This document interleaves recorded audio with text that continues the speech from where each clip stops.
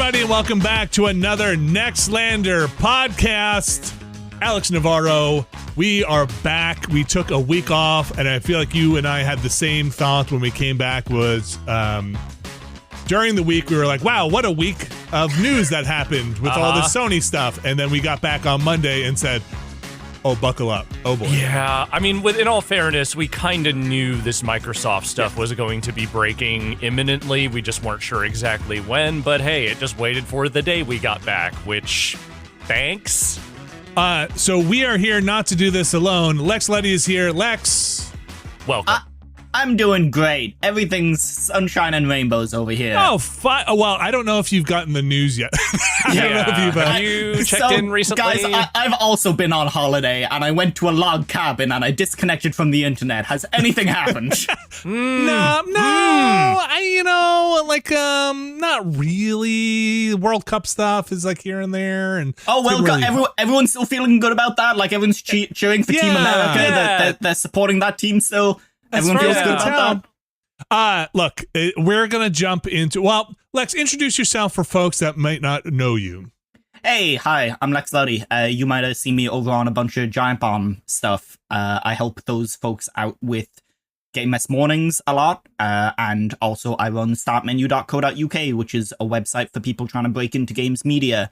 And on top of that, I am a freelance writer, and I've written for a bunch of places, but currently... I'm doing a lot of reviews over at Gamer Guides, and I help out with Shack News a bunch. So yeah, that's me. And you've been here before? Mm-hmm. I've been here before. You've been here before? The pod? Yeah. And every year, I feel like I mentioned this before, every year you very politely ask us if we want to do an article for the end of the year. I'll keep on offering. Yeah. Which I always appreciate. And then I feel like I'm always like, yeah, well, yeah, let me just check the count. And then by the time it hits December, I'm like, that's not going to happen. So I've taken to just sending that message earlier and earlier and earlier for each person so that they're more committed. Yeah. So like send it in May, September. Just like, hey, like you have anything going on in the second half of the year? Well, look, it is it can't be overstated what is going on with Microsoft right now, because I feel like it is not only huge for the Xbox team and everybody who works there. I think it is a very big sign for the industry as a large, or another big shift here in a line of shifts. So we are just going to jump right into that. But before we get there, I have a transitional story from the break to get us there. All right. So during the break, I went upstate to go to a graduation party for my niece. Mm-hmm. At the graduation party is a family member, extended family member, who runs a used electronics store. Like runs a franchise of used electronics stores. And I was He's the whiz. I was and nobody beats him. Mm-hmm. And so I was like, oh my gosh, he's here. He's up from another state. I'm not going to dox anybody here. Yeah, fair. And I was like, I need to know what is going on. And the first thing he says was like, what is moving right now? He's not a super technical person. He's like, DDR5 RAM. I was like, wait, I was like, what? He's like, the prices are bananas. He said the margins are the buyback price is higher, so the sell price is higher. So the margins of making money off of it for him are not higher because he's buying it higher and then selling it. But I was like, what does the used electronics industry look like right now? Because I imagine it is people just being like, I am not buying a new PS5 Pro. No. I am absolutely going to buy a used one, or I am holding on to my current console longer than I would have. I'm not going to.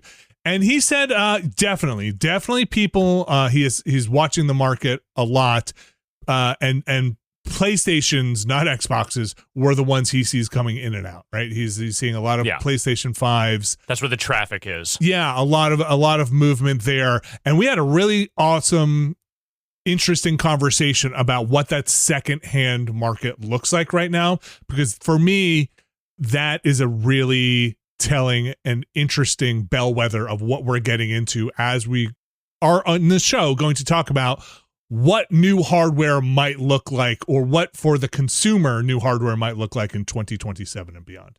So with that said, this was all before Microsoft's big announcements about their fairly seismic shifts in restructuring the Xbox brand. Right.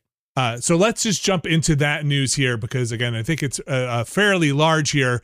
The big top line headline is Microsoft over the course of this year will be cutting 3,200 positions and jobs from within the Xbox studios. And as you may know, if you're listening to this, you probably do all know this already.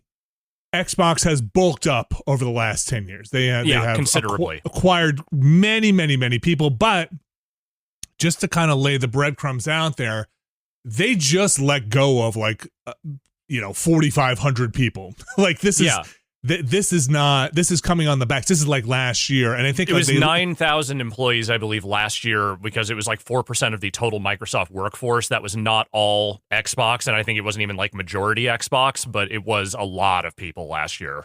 Yeah, so estimates I saw, just kind of looking back, was some estimated as high as half of that 9,000 could have been from the games group, or it could have been from Xbox. But also they had redundancies come through when they after they picked up Activision. So they've been going through a lot here. So this is on the backs of that. Now, this is also just leading up to before we get here. This is on the back of Phil Spencer leaving. This is on the back of what seems to be very clear now, the failed everything is an Xbox campaign. The kind of shifts that were happening there seems to be on the backs of the failed Game Pass restructuring. Increase. Yeah, that got rolled back. Asha Sharma is in charge now. This is where we're at now. We knew this was coming. Something like this was coming. I mean, right on the heels of Summer Games Fest, there was this word that they were going to probably be cutting a bunch of people, that studios were in trouble, and at that time, it wasn't quite certain whether they were going to be cut outright or, spun off as independent entities. And now we know. Yeah, so we knew that the messaging had been things are not going well inside. Yes. And even before that, before Summer Game Fest, they had their "We Are Xbox" statement, which, going back and reading that now, boy, it's worth looking at some of those quotes because that was the internal memo, right? Yeah, that's the internal memo that they posted on the Xbox Wire and had such gems as "Clarity is kindness." Right. Yeah. Oh, right. The bullet points. Yes. Yeah. And so, the second that went out, you were hearing people internally, and even from the moment Asha was, designated that position or put in charge of that position, the vibe internally was this is going to be a massive overhaul and restructuring of the company. And that Microsoft, the parent company, views Xbox as very unwieldy and as way too expensive and not making nearly enough money. So a memo goes out. It's a long memo.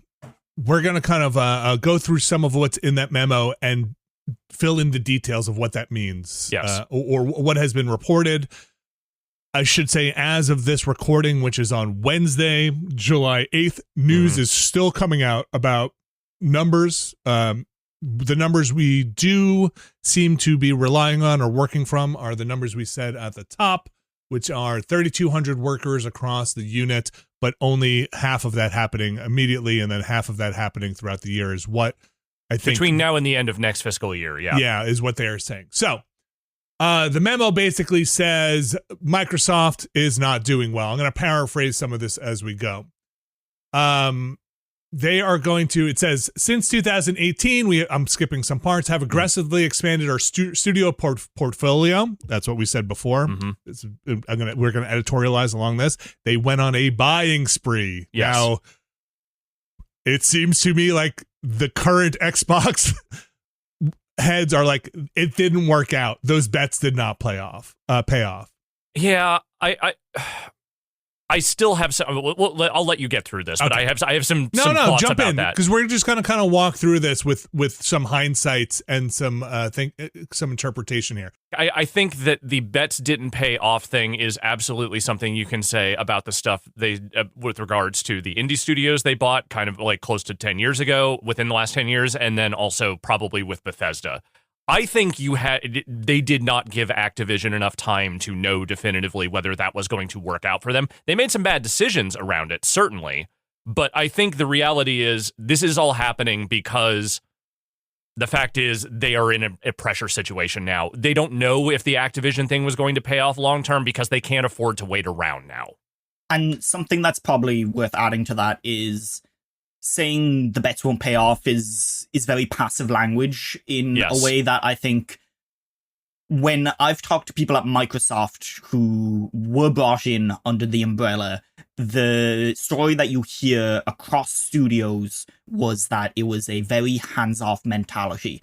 And it was, listen, we've brought you in because you're creative and we're trying to expand Game Pass. So go be creative and make what you need to make and go over budget and take too much time. But we'll fund it because we're Microsoft and we have the money to do that. And it will be a loss leader for a while, but we'll make it back on Game Pass.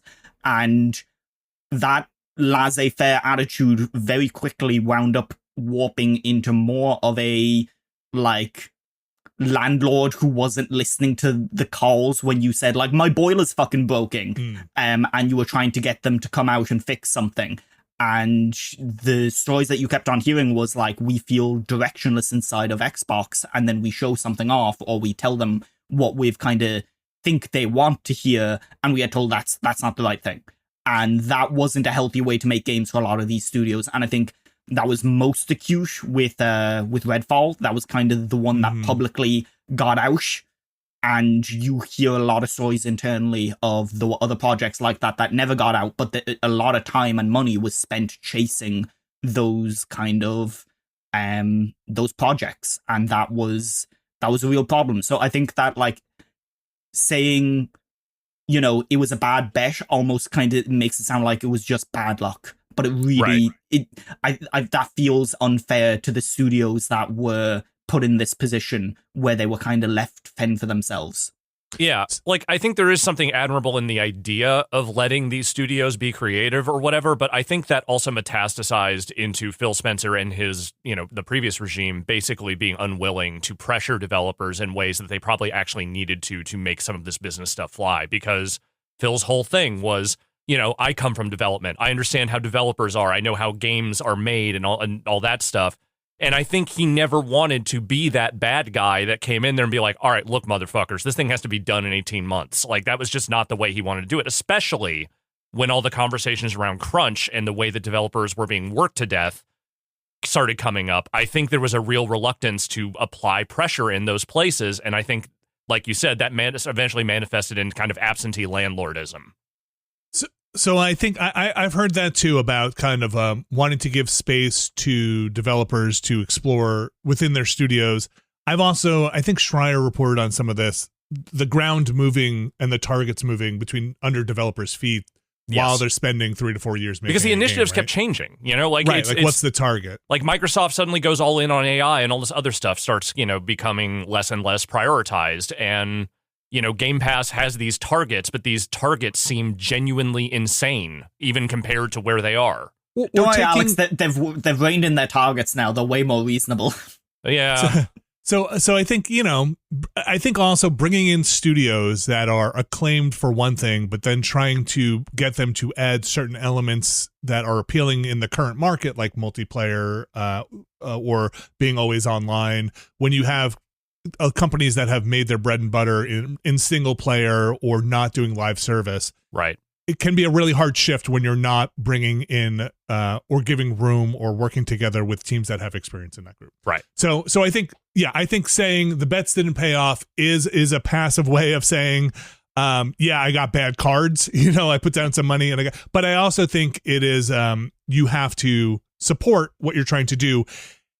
And I do think maybe it was a bad strategic decision to try and buy their way out of that hole, like by bringing in some of these companies. Now, on the other side, I can't ignore the part where a lot of these companies were being bought at a time where they were also struggling to. They were distressed properties. Yeah, stay afloat. It hasn't been a good time for that level developer to kind of stay independent. So, with that said, the memo goes on. Xbox's and Asha's words say, It is neither possible nor desirable to own every great independent studio. We have also learned that we are not the best home for every type of studio. That's a tough lesson to learn, huh, for some of those studios. In a typical year, this is, again, according to the memo, we lost 64 cents for every dollar we invested. As we reset Xbox, again, who knows what math they're doing on that one, right? That is some math, because you could probably make the numbers look a lot of ways. As we reset Xbox, we will help independent creators succeed by providing open development tools and audiences to realize their vision. Now, we have reporting, and it says a little bit here further on about what happens to Double Fine and Compulsion Games. I think, Alex, you want to kind of kick it off with what we know more about those studios? Yeah, so again, the studios that were being talked about here were Compulsion, Double Fine, Ninja Theory, and Undead Labs, and then also Arcane Leon, which is sort of right now currently still in flux because of labor laws in France being better than ours. Because they're scared of the French. We know. Yeah, and that's, these days that's fair. But just to kind of put a point on it, Arcane Austin was closed yes, like 2 a years while ago. Yeah. So what's happening with Compulsion and Double Fine is that they are spinning off as independent entities. I don't know. I mean, they're obviously not talking about the terms of financial agreements and what's happening there. But what they are talking about is that basically the studios will be allowed to retain their IP, which is, I think, especially for Double Fine, extremely important because without that IP, they are in a rough spot in terms of what they can do going forward. And I think Compulsion, they're not really a franchise studio. So I think they're maybe a little less needy for that, but at the same time, it's still good for them to have all that stuff. And I think this is happening because I'm guessing Microsoft simply did not see those properties as a priority. And because, ultimately, within all of this news, I think someone at Microsoft is smart enough to be like, we should have some pure wins in here, no matter how small. And this is something we'll get onto with Sony, is Sony announced some very negative news and had nothing to offset it with. There was no win there. There was no carrot with the stick. And so in this situation, they weren't going to use Psychonauts, No. Microsoft wasn't going to make a new Psychonauts. They weren't going to make it a stacking 2. So, without Double Fine. Not without Double Fine, no. Yeah. And so, those properties, for as much as the general business wisdom is, never sell your IP, from Microsoft and the type of company that Microsoft is, and, the type of games that they have said they want to make, which is bigger and higher stakes, those IP have literally negative value for them. There's no point in them having them. So they may as well cash in those chips as a minor bit of goodwill right now. Totally. Yeah, so this story doesn't have a happy ending, right? No. This is not a good story, but I agree. I think we don't know the full sense of this. Some of the chatter out there that I have picked up on, and I am not a chatter person. I'm not a discourse person. You guys know this, but is that Asha seems to be maybe too much, maybe enough, trying to read the room with the public, right? Trying to take some direction here. Again, this is just some of the what I'm hearing getting reported out there. So I can say firsthand, I've looked in whenever this stuff bubbles up to see what she's doing on X, the everything platform, Twitter, and what is going on there? I mean, basically, she's replying to people that no CEO on Earth should be replying to. She is engaging with discourse in a way that definitely she's dialing the knob back and forth and looking at the audience for approval. She's doing 100%. That. Yeah, she's doing that, but which makes a certain amount of sense when you understand that she is a person who does not come from games, does not know this business inside and out, and she's going for the easy, underhand softball toss of what are the gamers saying? And that is apparently where people told her the gamers were. And, look, to be fair, I'm not expecting her to go on Blue Sky and fucking listen to anyone over there. That's not where Wait until she makes anything. a reset error account. That's going to be... That's when we've gone too far, 100%. But this is a very public, messy affair happening right now. So I do think, Lex, I think you're right that I think, Alex, you and I talked about this, that the giving Double Fine, it's allowing them to take IP, allowing them to go independent is Anything less than that would have been a PR disaster. Totally. In an already disastrous move of having to basically restructure your entire brand and shaking the faith of every Xbox fan out there, right? Yeah. And ultimately, Xbox still has to do business with people who work in the games industry. Like, they might not like it, but as long as they have a games division, they're going to have to work with other people. And turns out a lot of people in the games industry like Double Fine. And if you were to shut down Double Fine, you would be on a lot of people's shit list for a long time. Well, and also, they don't want these studios to necessarily disappear from the Xbox platform. They need fucking video games, you know? And even if they are not the ones funding those video games directly anymore, they would still like to leave things in a position where if Double Fine or Compulsion is putting out a new game, hey, it would be great if they weren't so embittered at Xbox that they won't put it on that platform. Yeah, so the details of what happens to Double Fine and Compulsion in terms of who's funding ongoing products, what's going to happen, you know, getting capital. Double Fine also had a very public and fairly transparent documentary series about how a 20+ part documentary about all of that, about how hard it is to be independent and where they were. So a little TBD on that in terms of what happens there. There have been some things floating around, but I haven't seen any great confirmation on you know, some things that might still be funded or published within Xbox. So I'll leave that to be reported on for later for those two companies. The main thing we don't know is how much runway are Compulsion and Double Fine, how much do they have? Because we don't. Burn rates are extremely high in studios. Yeah, like where is funding going to come from for them? Like what is the long term for them? We don't know, and I don't expect them to just come out and say it because I'm sure they're still figuring this shit out as they go. It turns out having your company dump back in your lap takes a little bit of time to figure out, but. The other two bits in here, Undead Labs and Ninja Theory. So yes. So these are ones with announced next games coming up. In the case of Ninja seemingly Theory, imminent, actually. Yes, yeah. Senua, Undead, the State of Decay 3 has a closed beta going on right now. People are playing that video game.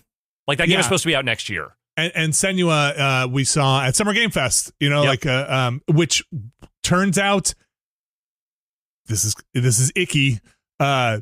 But I don't know ethically, emotionally where I fall on this, using that as a, hey, if anybody is interested in possibly buying our studio or taking a piece of this, here's maybe some promotional stuff that we're working on, which for the people at Ninja Theory, maybe that works out and to try and drum up stuff. I don't know. I was not happy with Microsoft basically doing that and then announcing later that Ninja Theory is on the chopping block. I genuinely despise just about everything Microsoft did at SGF with their presentation, knowing what they were about to walk into. Like the whole celebrate Xbox, look at the fucking get nostalgic for fucking clear plastic and but you the love your method free shit. Clear plastic Xbox that you got. You love that, don't you?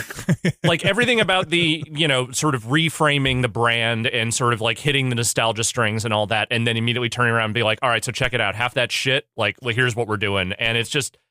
Everything about that just read incredibly grody for me. I understand that this probably did help Ninja Theory in terms of getting them to wherever they're going now. Maybe we don't know. That was the idea at least, and I can see how that would work. Yeah. But from a consumer perspective, this is garbage. Yes. Yes. And from an outside point of view, it feels manipulative, right? Yes. In a way to the consumer. So that being said, Undead Labs and Ninja Theory are. It's reported that they are going to be. Funded or looking for new ownership. Like they're not going independent. They might. It sounds like they may have found it, but they haven't said what it is. So my understanding is that those deals have been agreed, but they haven't been signed, and so that's why they haven't. Like to say this all came together extremely quickly is an extreme understatement. Last week, when murmurings of this were happening, I was hearing that it was all going to happen on Thursday before the 4th of July weekend. And that, I can see why you might do that. Yeah, get out there before 4th of July, hopefully have 4th of July, cover some of that news. And then on Thursday itself, I heard, actually, no, it's next week. And, this stuff, that's how chaotic things are. So I'm not surprised that they aren't saying who bought them, because I just don't think those deals have been fully signed and sealed. Yeah, it's not locked in a way that it couldn't get fucked up somewhere between now and when they would announce it. And look, I think it's important to just again appreciate how big this is. This is like a huge reorganizing within Xbox. This is not like none of these teams are small. Like they are not like 20-person teams. Like these are big studios within the AA space by and large. Yeah, and multiple studios we're talking about. So so at the bare minimum, we're talking about dozens, if not hundreds, of people. Yeah, and we'll get to some more of that later too, because again, just gonna reiterate back at the top. We're talking about 1,600 people that, as of today, have been told they know. I'm just talking about within the frames of these four studios, so but yeah. It's worth noting the 3,200 workers total are not included in those studios. Like, Xbox views those people as still having jobs, just no longer at Microsoft. Yeah. Yeah. So just to frame in mind how big this kind of is in terms of what's going on inside of Xbox and what the future is, and for the people who are affected by it. So we don't know what is going to happen with Undead Labs and Ninja Theory, though. Again, some reporting, and Lex, I don't know if you've seen anything recently at the time of this recording, that what I had heard was maybe Microsoft's still going to publish State of Decay and Senua. That deal will be in place. I don't know what the funding of that would look like if they were having to get additional funding elsewhere or anything like that, or keep the funding, or if there was promised monies to Undead Labs to kind of continue development throughout the beta. Like, I don't know if you've seen anything there, but as of the time of this recording, it sounded like some of what was being talked about was that they would continue to publish those things. I haven't, but I did see some like murmurings of like, is State of Decay 3 not going to come to Game Pass? So honestly, I have no idea where that's all at. But it sounds like it's not. Yeah. Not coming to Game Pass. That doesn't necessarily mean that it won't be on Xbox, but that it sounds like as part of this deal, it will no longer be a Game Pass game. Interesting. Okay. So, look, again, some of this stuff is just happening. Some of it is speculation. That was what I saw this morning anyway. Yeah. Arcane, we don't know. They could be in the midst of shutting down and just in a process that is, like we just said, they're in France. There are more worker protections there. They're going. Feel like I can speak a little bit to that. Yeah, I can speak to that a little bit. Arcane are basically in the same position that Undead and Ninja Theory are in, of looking for buyers, and that is a lot more complicated under French law, because if you were to get rid of a lot of employees in France, you basically have to justify it to the government. You have to explain like, hey, we can't employ these people anymore because of XYZ. And so that is why this is taking longer. It got out there that like the Blade game is over budget and like been delayed, which is a really strange thing to get out there, because every single Microsoft video game has been over budget and delayed during development. So I think you can say that about most AAA games of the last decade, I feel like. Yeah. I'm pretty sure people at that company were not happy with that being the line tied to their game, because they felt it was a pretty unfair thing to tie to what has been a pretty standard development cycle outside of the regular oddities of development. Like everyone faces the challenges in development, but that game, it's not in like it's not Duke Nukem Forever, it's not. Yeah. And I think that it's not the Blade movie, is what you're saying. Exactly. No, it's not even the Blade movie. Yes. And people who are working on that game seem pretty jazzed about what it is shaping up to be. So like, yeah, I think people were pretty annoyed about that particular story. And I do hope that they find someone like to purchase them. Yeah, and again, this is like way beyond this podcast. But then you're talking about licensed properties. Yes, and like where does that license go when all is said and done, and all that? But like, Disney has been pretty good about spreading that Marvel license around, so I kind of feel like they're not that worried about who is publishing their games, as long as they are okay with who is making them. They gave the Star Wars license to Quantic Dream. They'll do anything. You want to talk about a game that actually has been MIA for some time? Let's talk about that bullshit. We don't have to. No, we don't. I'm just saying. I'm saying we could, is all. One could. Yeah. So that's basically the companies that we know of at this time that might either be trying to get on their feet and be independent again, or find new ownership. As far as we know. As far as we know, as of today, as of this time of the recording, because a lot of other stuff is going on. The memo goes on to talk about that they kind of start with that. Again, this is not structured to be a non-PR washed memo that went out. No. They were going to put hey, we're going to try and release these studios back into the very healthy gaming ecosystem again. Yes. And then goes on to talk more about layoffs and what's going to happen. Yeah. Because the Xbox Chainsaw Massacre does not end with these studios being cut loose. It is a lot of people that are getting wrapped up in this, so including some major studios that you would think they would not want to hack away at right now. The memo goes on to say, we are also making reductions across other units and in some cases shifting investments to focus on higher priority projects. These changes vary in size across Activision, Bethesda ZeniMax, Blizzard, King, Mojang, and Xbox Studios. None of our first-party publicly announced games or projects are being canceled as part of these reductions. Now, first-party publicly announced games. A lot of asterisks on that. Yeah, is holding is let's really a walk down load-bearing the garden path on this one. Okay, so that's a load-bearing pillar here. So what is first-party Microsoft? Go. What is first-party publicly announced Microsoft even? We have that Halo Combat. Was it Combat Evolved? It's the remake of one, yeah. Yeah. We've got Fable. Mm-hmm. We've got Gears. Clockwork Revolution. Yes. That's the In Exile game. Yeah. You would have said Blade. Right. Does Obsidian have anything in the pipes right now that we know about? Not that we know about. Obsidian does have stuff in the pipes. Yeah. I mean, there's Grounded. Yeah. There's Wolfenstein 3, which is at least being talked about now. Yeah. So out of the 5 things we mentioned, there might be more. We might be missing some. Yeah, we definitely I would say 3 to 4 of those are imminent, right? Yeah. Fable has to be all but done. I think Gears and Halo are like out within weeks. They're months? near, yes. Yeah.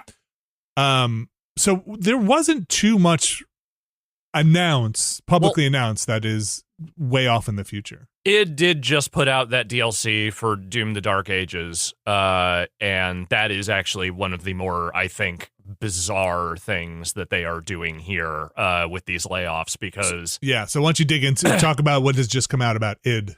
So id and it was one of the studios that definitely has been hit hardest. Obsidian also got a pretty significant reduction in force, but basically id, from the sound of things, has lost the vast majority of their software coders. Like the people, and a lot of them are people that have been at id for a very long time, like 20 plus years for some of them. And basically the institutional knowledge of how id games are programmed basically just got decimated.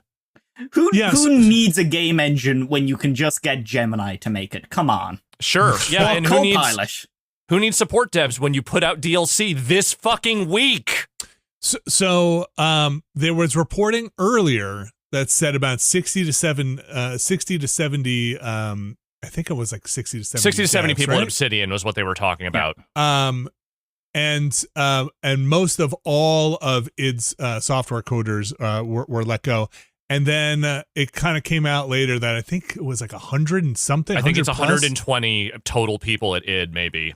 And that's, I don't think that studio was that big. Like I think it was a couple hundred people. It's hard to get exact numbers, but yeah, look, they have Doom: The Dark Ages. I don't know where they were with id Tech, right, in terms of their engine.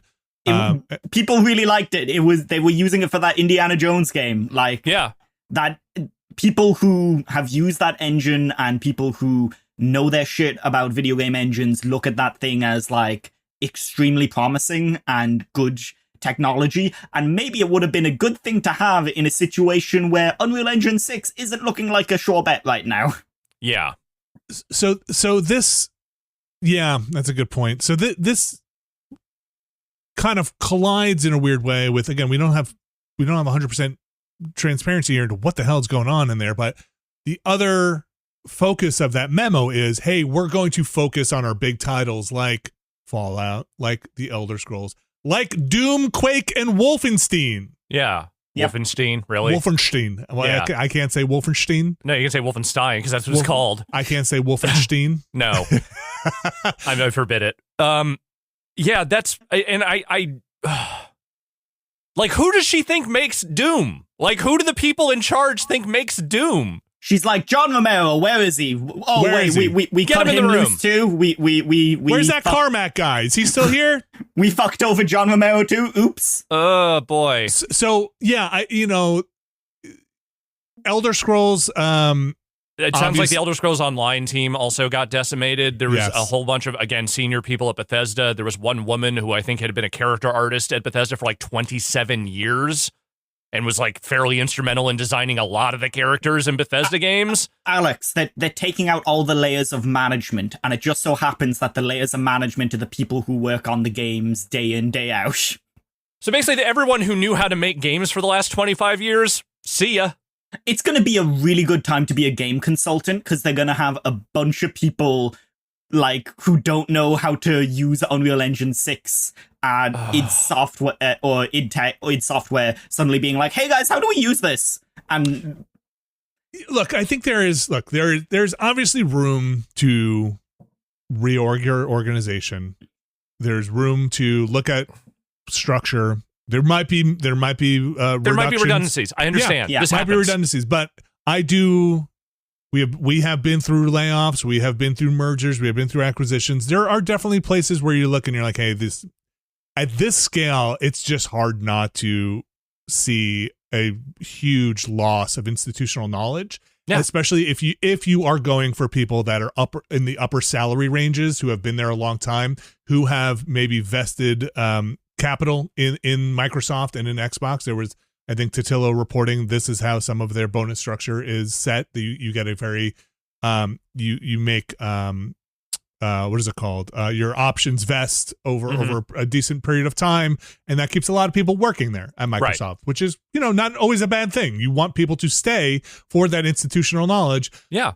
People who came over pre-acquisition who are like have a culture and like keep a culture of a studio going, and for better or worse, again, we're not inside there, but when you're talking about these deep cuts, it is very hard for the outside person to be like, what does a Bethesda game mean, right? Like what do you keep alive from that traditional pre-Microsoft structure? The things that made these franchises that Asha is talking about were pre-Microsoft acquisition fan bases. By and large, yeah. Yeah. Oh, Fallout, Elder Scrolls. All the Bethesda stuff, absolutely, Yeah, yes. Doom, Quake, Wolfenstein. Uh-huh. Wolfenstein. I like that you turn into Sean Connery every time you say it a little bit more. Wolfenstein. But no, like, again, I'm talking as somebody who is a consumer and somebody who's just followed this stuff along. These brands are extremely popular because of the teams that developed them, made them. A lot of them probably have left, or some of them have left even in the interim. But I mean, I don't know. We don't have a public accounting of who's left there and who's not. These are just extremely deep senior cuts. Yeah. Yeah. And like, I think when you're operating at this scale of cuts, no matter how you do it, it's not going to be focused. It's not going to be carefully done. You're going to lose people who are important, and you're going to fuck up systems that have been in place for years and years and years. And suddenly, you are literally throwing, spanners in the works at various different levels. And now teams have to problem solve for that. So Xbox is out there saying they want bigger games releasing faster. And they've just made it way, way more difficult for these games to... Whatever games are currently in production are going to be massively delayed, from where they are. Because they will inevitably have to, one, figure out how to work with a different staff lineup. And two, they're going to have to rescope. There's no way that your game can be the same size after 60 people on your team are laid off. That's just not gonna happen. Or senior people too. Yeah, no amount of outsourcing will fix that. They can't just... Or team merging, right? Like there's just two, but I look, again, I'm not a developer, but we followed this for a while. The learning curve is just too rough, right? If you're just going to bring people into a development mid-cycle, right? Like and merge a team that was working on something else. Just an addendum to that. Like I've seen a lot of people obviously talking in very stressed terms about this kind of stuff and people in development. And, this has been a going problem for the last several years in AAA development, especially, where when the project is done, people inevitably get swept out of the studio while they reconfigure for whatever the next thing is going to be, and you lose those people, you lose that knowledge. But in the case of Microsoft and these particular studios, like, they had mostly avoided getting rid of their most senior and knowledgeable people, seemingly. Like, a lot of the people that worked at Bethesda have on the biggest games, a lot of those people are still there. Obviously not all of them, but like they have retained a certain amount of collective knowledge over time, and just jettisoning them all at the same time like this when you are still talking about potentially making games in the franchises they are experts in, it leads me to believe that this is absolutely not about long-term thinking whatsoever. Like, and I've seen a lot of chatter around this. I don't necessarily believe this is a 100% guaranteed thing, but if they are very quickly trying to make Xbox saleable to someone else, this is what you do. You get rid of all the top-heavy money, and you are not thinking more than 18 months ahead at this point. You are trying to get a deal done. You make the books look better. Yeah. So let me add this for y'all. So, Alex, we worked in a corporate atmosphere for a while. Mm-hmm. This is, Lex, you kind of mentioned the management layer, right? Like, hey, this is what Asha says. Our platform teams are 40% larger than they were at the start of this generation. Even as our player base and playtime have declined, we will reduce management layers to no more than 5 and where possible 3. Now, when you buy a company, when a company comes in, you have people that have been there a long time that want career growth, right? And what happens a lot, I feel like, in other companies, I can't talk to Xbox, I've never been there, and Microsoft, but you wind up in management positions. You've been doing something at a certain level. They're like, hey, what's my next career move? Right. They're like, oh, we're going to take your knowledge so that you can manage new people who are coming in and spread your knowledge to those other people, right? And you have some career growth, maybe you get a pay bump. And that is career movement, right? So you're not necessarily just sitting there, if you don't want to, code all day, right? You're now managing a group of coders because you've been coding for 27 years. It's not always the case where they side-doored in 1,600 middle management people that came in and were just like, hey, we're just letting that layer go because it was, maybe that was a bad strategic decision to bring in people between the coders and the project director or something like that. A lot of these people were the coders who I would assume are the coders who worked their way and were like, what's my next step at this company? It's like, we're going to give you 3 people to manage, 100 people to manage, whatever it is. And so if those are the people they're talking about letting go of, those might be the people who have just worked their way through making these games, who are just not hands on a keyboard all day, that are managing the other people who come in. And I think it's just as someone who has kind of worked through some of that, how you get there, how you get to a middle management layer that feels big, might be because people stay there because they want the job but they want some career growth. Yeah, well, and again, there are people here who are being let go that have worked in different aspects of Microsoft and its studios for a long time. Like, one of the people who was cut from all of this was literally the person in charge of the backward compatibility initiatives. Like, straight up, like, one of the biggest PR wins Xbox has ever had was that everybody saying, hey, they actually do backward compatibility right.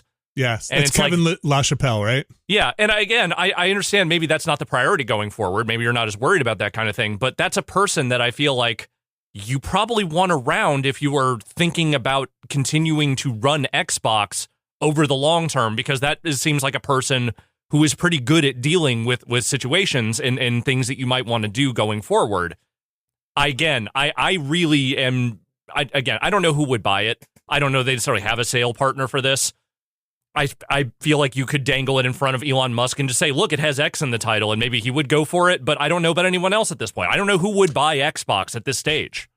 You could get you could get a conglomerate of funding, right? Like a certain divvy up to percentages. Yeah, the Saudis could buy it. Sure, I guess. No, probably not now, considering where things are going. If they were still in the market, yeah. So No, but like honestly, seriously, you could get holding companies or somebody. I don't know if they're quite there yet. I do agree with you, Alex, that it does sound like if you were not to take it at face value of like the ship was sinking, we are just bailing water with abandon, right? Like there was just no way. And that's what Asha in the memo is basically saying. Like this, it was broken. There was no other way to fix the ship than to be this drastic. Or the other view, which I think is important to actually talk about, is are they getting ready to make this look like a thing that is not as bad to take on somebody else. I and again, the other thing that gives me that indication is the fact that Phil retired as abruptly as he did. Like, I think he was always going to retire in the near future. That seems to be the general consensus, but I have to imagine at some point they were like, guess what? We are going to either get rid of Xbox or we are going to really have to remake this business. You are going to have to chop away at everything you just bought. Yeah. And he just said, fuck that. No way. I mean, that is probably the most understandable thing out of all of this is if you are presented with that option. If you are presented with that option, yes. They might have been like, here's the door, see your way out. Your initiatives didn't work, Phil. But if you are presented with like, hey, you could stick around, you're going to have to lay off everybody you've worked with over the last X amount of years. all that stuff you spent time building, guess what? Knock it over. And honestly, I'm a little surprised Matt Booty is still there. Like this must be, like, look, some of this that's a guy who wants upward mobility from what I can tell. Yeah, right. Like I don't know what those conversations are like with Matt Booty. I don't know what's going on inside of the morale. He's clearly supposed to be the game whisperer for Asha. Like that is the way they seem to be framing him as like, no, here's your experienced games guy that's going to help Asha make the right decisions. But like, here's a sack of money. Please stick around for 6 months. I don't know what that is. I've seen that before in places, talk to people where you are just like, hey, just stick around for this amount of time. Here's do these 2 years of hell. You'll get your options at the end of it. Go with God after that. And I'm not saying that he is necessarily to be cast as a villain in this, though I do think a lot of the direction Matt Booty was a part of for what got us here, because somebody does need to, in this basically, giant blade cutting across Xbox games, have some direction and knowledge, right? Somebody needs to be like, that you're hitting bone. Yeah. You need to come up a little bit.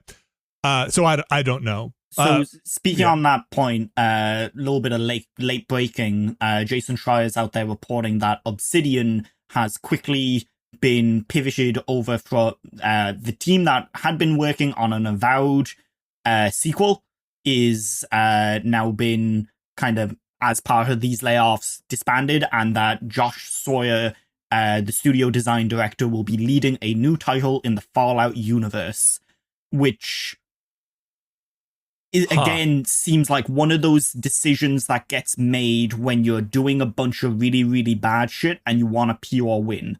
You say, we're making a new Fallout with Josh Sawyer, and I think that the reason this one stings a lot is a lot of the people who I was seeing getting laid off from Obsidian the last few days were people who worked on The Outer Worlds 2 and the writing team, especially the narrative team. And those are people who I think would have suited quite well for something like a Fallout game. And so it's kind of, I don't know, I don't think you can be out here saying like, we're working on a new Fallout game after you lay off a big chunk of that studio. And the morale at that studio is probably cratered right now. Like, I don't think that's... I think there's a 25% chance that game actually happens, because I think Fallout one. Yeah, because one, we know Elder Scrolls is next. Like, that's the thing they're focused on right now. And two, I think this is a thing, like you said, that is them throwing out as like a little bit of red meat for people who are pissed about this shit to be like, no, look, we got Fallout. It's Josh Sawyer. You love him, but like I think that is literally a thing you are doing to run interference, not a thing you are expecting to get made in the X number of years it's going to take to spin that up. It's in their statement, right? They're like, hey, we're going to focus on Fallout. So I could also see somebody being like, why the fuck are we wasting time with this avowed stuff? Like if it's not doing the numbers they want, like make Fallout. We did a Fallout TV show. Just give me all the Fallout. What are we even doing here? Let me reframe that a different way. You don't want the Fallout game they're going to have to make in a rush in 2 years. You mean New Vegas? Again, they don't want a repeat of that. Yeah, I mean, content-wise, maybe, but not in terms of technical execution. I have talked to Josh Sawyer about Fallout New Vegas and other people who worked on that game, and very few games have been described to me like an actual war. And I've you mean in development? In development, yes. yeah. That game sounded hellish to work on. One thing that's worth noting is Sawyer was working on a new IP which was structurally similar and thematically similar to Fallout, but was not part of the franchise. So whether they can retrofit some of that, I don't know, but are they just doing the old Hellraiser thing of putting Pinhead in an unrelated script and just saying, go, it's a fucking Hellraiser movie now? I don't know. Right. Oh shit, man, there's a Deathclaw. Yeah.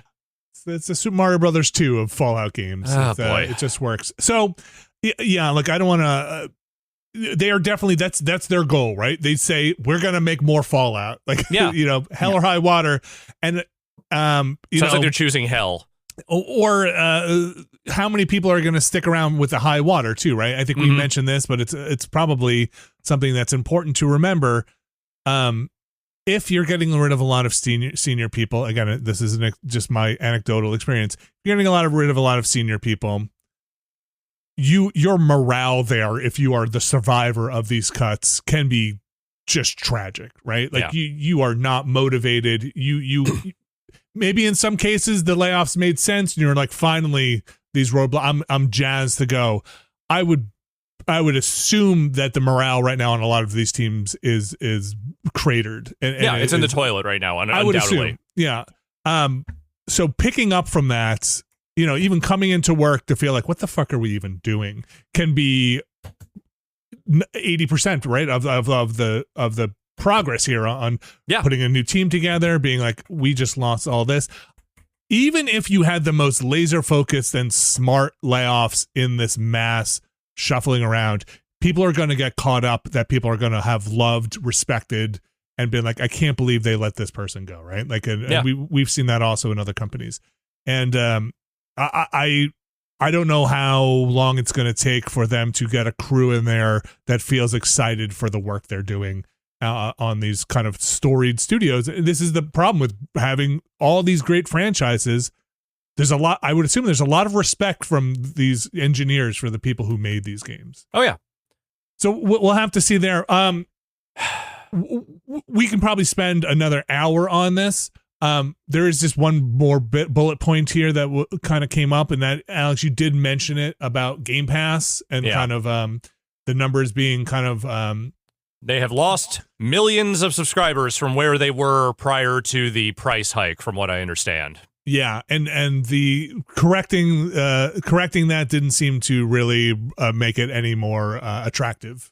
The really interesting one number in that story about basically they're around 30 million subscribers right now on Game Pass. That's down from around the 34 million they last reported in 2024.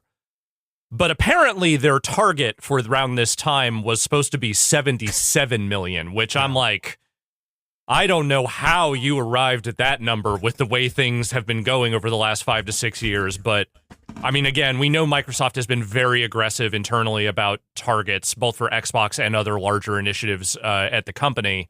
So I guess that just you arrive at that number because someone said, make growth number go this much. Okay, look, I think this is funny to me because when we were naming upcoming first-party properties, none of us mentioned Call of Duty as an ongoing. Yeah, because who cares? Because so I think those numbers, and this is in some of the reporting too, was based around getting Call of Duty and what that would do to Game Pass and including it. And I think the general response was exactly what you just said from enough people to be like, I don't know, who cares? I mean, it doesn't help that they put out 2 of the weakest entries they've ever put out in that time. Yes. which is probably, again, just going back to inside a company, not coincidental that Activision was being sold, what was available to be purchased, because I think when you're making fantastic things and you have people who are very excited and morale is good and your developers and your teams and your engineers are all super excited about the product they're putting out, not to say some of those people weren't, I don't think you're like, we need to be purchased or we should get a payday. I think, genuinely speaking, Bobby Kotick got away with the heist of the video game century. Like, in a lot of ways, Bobby's not dumb. I think Bobby read the tea leaves and realized that the Activision, the Call of Duty cash cow was dwindling a little bit. Not dead, but certainly like starting to trail off in a way that it hadn't up to that point.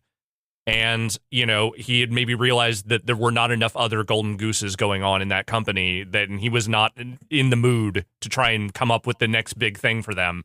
So basically, he managed to dump that company for a shit ton of money at a time when the actual golden goose was starting to trail off. Like, I would never give Bobby propers. I give Bobby something, but like, I think you're right. That dude either had a crystal ball or knew enough about. He didn't need one. The industry, right? He knew enough about the industry to see what was coming. He is a Moneyball expert, so yeah. But he's also the one who knows how to ride trends to death. We saw it with Guitar Hero. We saw it with a variety of other Tony Hawk. Everything at Activision, like. He understands that, like, even with the trailing off, you got to keep putting them out there until there's nothing left. Yeah. The problem was all they had left really was a King, and it was Call of Duty. Like, they have other franchises. Obviously, Blizzard's still a big thing. Yeah. But the thing was, none of those things were printing money the way they used to. And I think under, like you said, under Microsoft or in the Xbox fold, we haven't really had enough time to see in what could have been an otherwise healthy atmosphere, what that could have become. Right. Because they joined an unhealthy environment. They joined unhealthy. The games were already starting to get a kind of weak, and they threw them on Game Pass, and nothing worked right. Look, we have a lot of other news that is actually related to some of this, so we're going to keep talking about some of this, but I think we're going to take a break here. The massacre continues outside Xbox, for sure. We're going to be, the overarching theme of this podcast is going to be who will survive and what will be left of them. Yeah. Really, what does 2026 continue and 2027 and beyond look like? Because I've seen a lot of just like... maybe some people with their hair on fire for very good reason. Maybe some people with their hair on fire for not very good reason. But it is, I think, it's a particular time to be looking at this industry. So we'll continue to talk about that. Yeah. Harris Foster pointed this out on Blue Sky, but it has been a while since you've said there's never been a better time to be a gamer. And, you know, that's pretty solemn. The fact that you haven't been saying that. It's getting a little harder and harder to bring up. I was actually just thinking about this week as I was thinking back to, like, when did the actual crash that we are very clearly within, when did it start? And I realized we could probably carbon date it to the last time you said there's never been a better time to be playing video games. Look, I think at some point you have to draw a line in the sand. Yeah. And it's not. Sure. It just very clearly is not right now. What if we have the connection the wrong way around? What if Vinny stopped saying it? And that caused everything else. But he can't say it now is the problem. You're saying it's you're not crying because it's raining because you're crying kind of situation. Yeah. What if you have the power? Well, then I apologize. But I'm still not going to say it. Look, I mean, because it wouldn't be true. Look, it might. There might be a lawyer could maybe argue that. No, you know what? Just end this now. Like, don't even try and get into the legal. A lawyer could argue that, and a Vinny would argue that. I don't think things are getting much better in the next 6 months. No. So if you want to go get yourself some piece of hardware and then baby that thing like it was a Warhammer 40K fucking old tech, rub blood on it, say put candles around it so whatever it doesn't break. Do. Whatever you have to do to keep the machine gods happy that your PS5 doesn't break. Oh, maybe this is the time. All right, let's take a break. Okay. We're gonna come back. Hopefully, there's not too much that has changed in the interim here. But stick around. We've got more to talk about. This week's show is brought to you by Raycon. Alex Navarro. Yes, Vinny Caravella. It is summer 2026, and that can only mean one thing. You want to put something in your ears to block out the world and listen to your own business. Yeah, I'd say especially around July. That is a thing I'm looking to do. I would love some noise cancellation around me whenever possible. You want to cancel the noise. It is summer, and you're like, nah. Yep. I've got better things to listen to. Absolutely.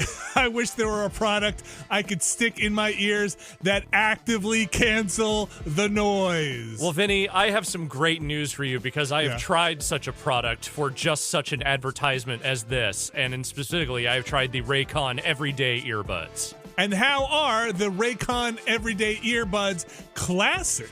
They are fantastic, Vinny, and I'm not just saying that. I am a certified wireless earbud hater. They never fit in my ear right. They never sound great to me. The Raycon Everyday Earbuds, straight up, the noise cancellation works. I know this because I tried it with my lawnmower, and I could hear enough of it to make sure the motor was running. That's all I needed. The wireless worked flawlessly. The audio quality is extremely solid. I think I don't hate these, and that is a wild thing for me to say.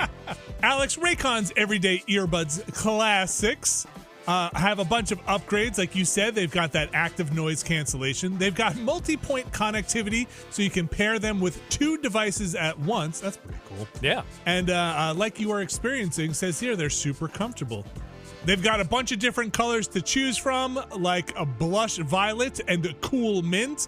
And Raycon delivers the same premium audio quality as the big brands, big audio, at half the price. Combine that with up to 32 hours of battery life and a quick charge function that in 10 minutes gives you 90 minutes of playtime, and that you can get 20% off right now if you want to check them out.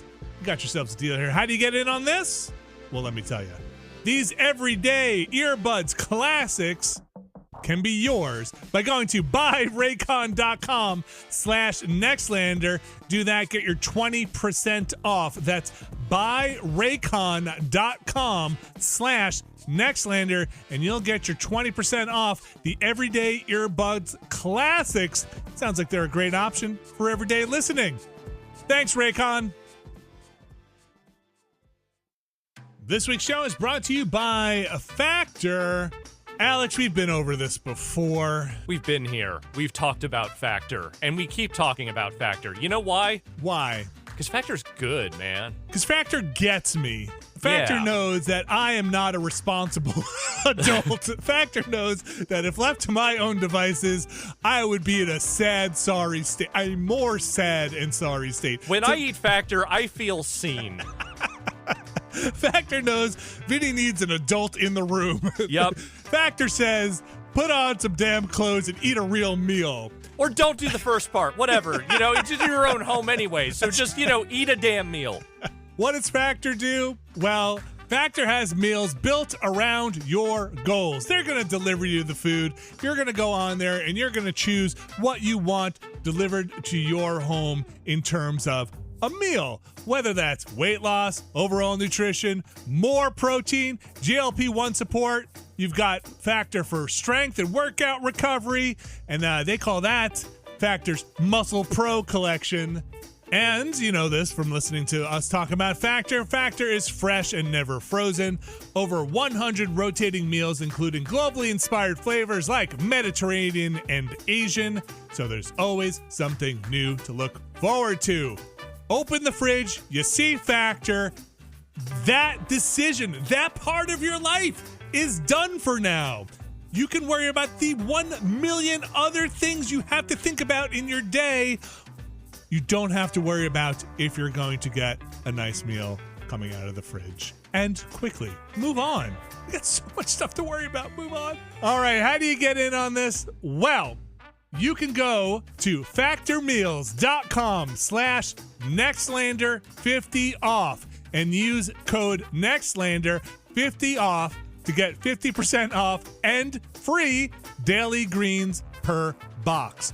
That's factormeals.com/Nextlander 50 off and use code Nextlander 50 off to get 50% off and free daily greens per box with new subscription only while supplies last until September 27th, 2026. You can see the website for more details. Thanks, Factor. All right, so we're coming back from that break. It's probably a lot more we could talk about. At some point, we'd just be going in circles because we just don't have the information yet about what is specifically this is what we know happening right now. And it's just, again, we're not here to necessarily go over what's going on inside, but I do think we can talk about the industry and how this is going to be affecting it. Microsoft's moves here, which are coming at a time when everybody is trying to figure out what the hell they're going to do in hardware. And as hardware goes, so does software. And we saw this recently with the Steam Machine and Valve trying to market a new $1,000 PC that is not over super powered. Yeah. Sony, though, said, oh, well, all this bad news coming out. Now's the time I can slip this one out here. Alex, I feel really this one, I know, touches a nerve with you for multiple reasons, but for a lot of people. So why don't you kick this one off in Sony's latest announcement? Well, the one thing I want to preface this with, just the last tie-off for Microsoft stuff here, is that I think what we are seeing with Microsoft is the very loud canary in the coal mine, which is to say they were the ones least positioned to weather this immediately, which is why they are so frantic and everything is happening so fast with them. I think other companies, studios, what have you, that have slightly bigger war chests and are not hemorrhaging money the same way are going to be in the exact same position that Microsoft is, just over a longer stretch, because they are hopefully trying to figure things out for, both the next console generation and beyond, and also just not imminently hemorrhaging every fucking bit of money and resource they have, just trying to stay afloat.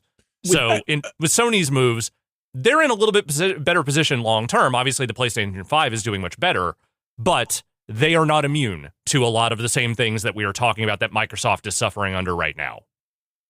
Without getting too existential, I do think something that is worth noting is, over the next few years, the thing that you are going to see, and you kind of already see it, Nintendo releases a remaster of a Switch 1 game and it goes up to $80. Or, EA are looking for ways to put advertising into their games dynamically. All these different things to kind of just nickel and dime a little bit more.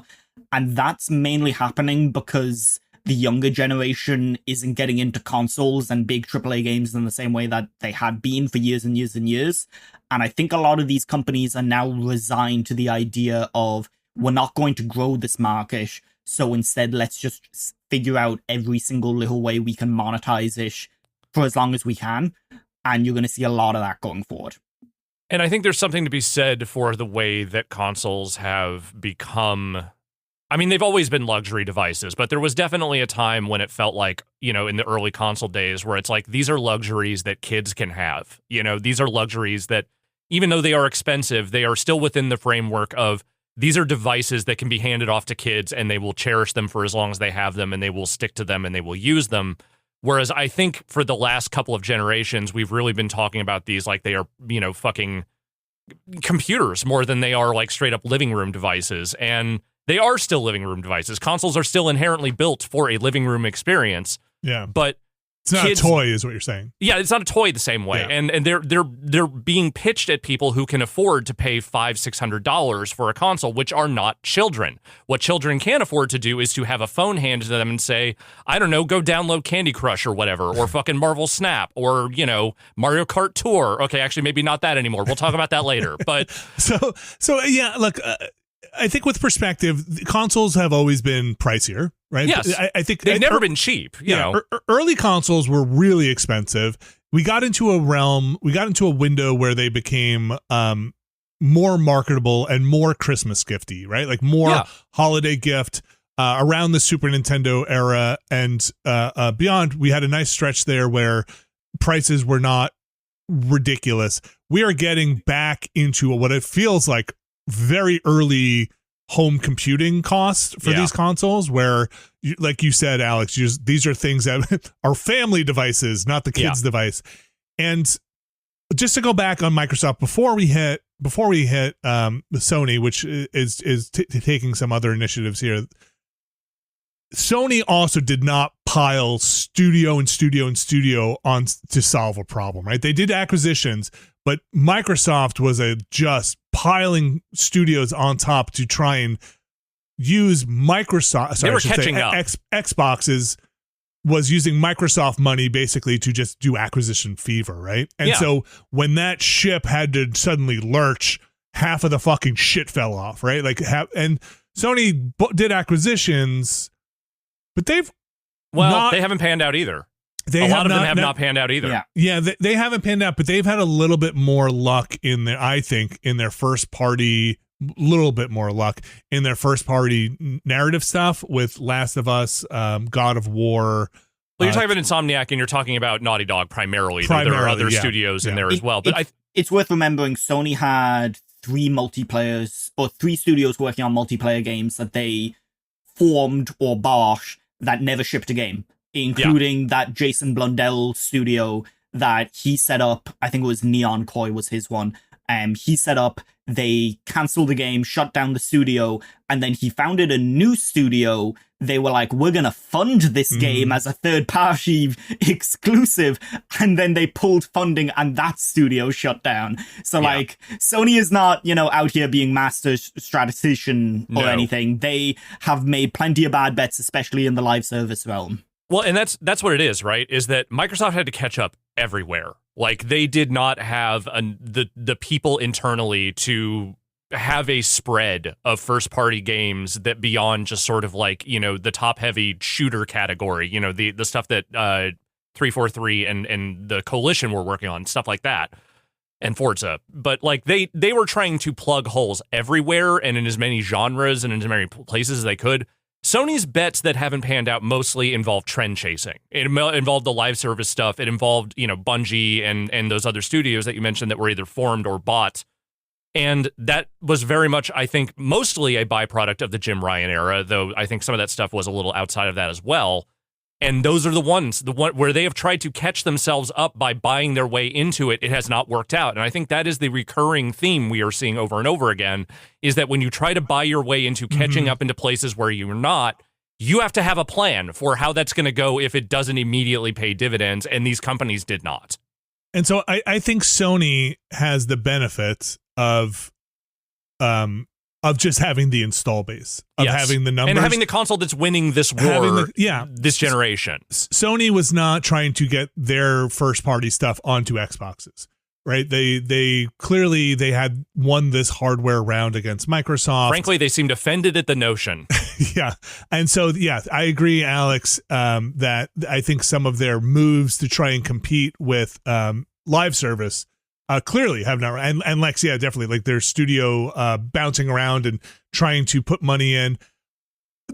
I think they are like I said, this story doesn't have a happy ending. These are bad stories, but I think they're weathering a little bit better here. But going back to what you just said at the top of this, when we came back from break, Lex, is exactly, I think, what we're getting into now with this next story. Yes, which is, how do we now pull the levers to maximize as much as we can the money we're making off of existing product, right? How is there going to be a PlayStation 6? Well, one way there's going to be a PlayStation 6 is to not put a disk drive on it, because as of January 2028, there will be no new PlayStation games released on disc.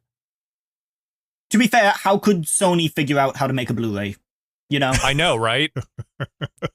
The R&D they would have to put into that to bring that in-house. Look, this was always the way things were going to go, is the way I'm going to start out this lengthy rant I'm about to go on. I am not delusional about the future of physical media and the reality of where people are spending their game bucks. The stats that are being thrown out here is that roughly 78% of purchases on the PlayStation 5 are digital now. And that is up from like 13% like roughly 10 years ago. So what you're talking about here is them just recognizing a trend and making a move that sucks shit, but does make a certain amount of strategic sense for them because they see where the money lines are going. This does not solve any actual major problems for them is the bigger thing here. Because one, disk cost is 100% not the problem that the PlayStation 6 is going to be running into. That is RAM and storage stuff, which we all know what the ongoing problems with that are going to be.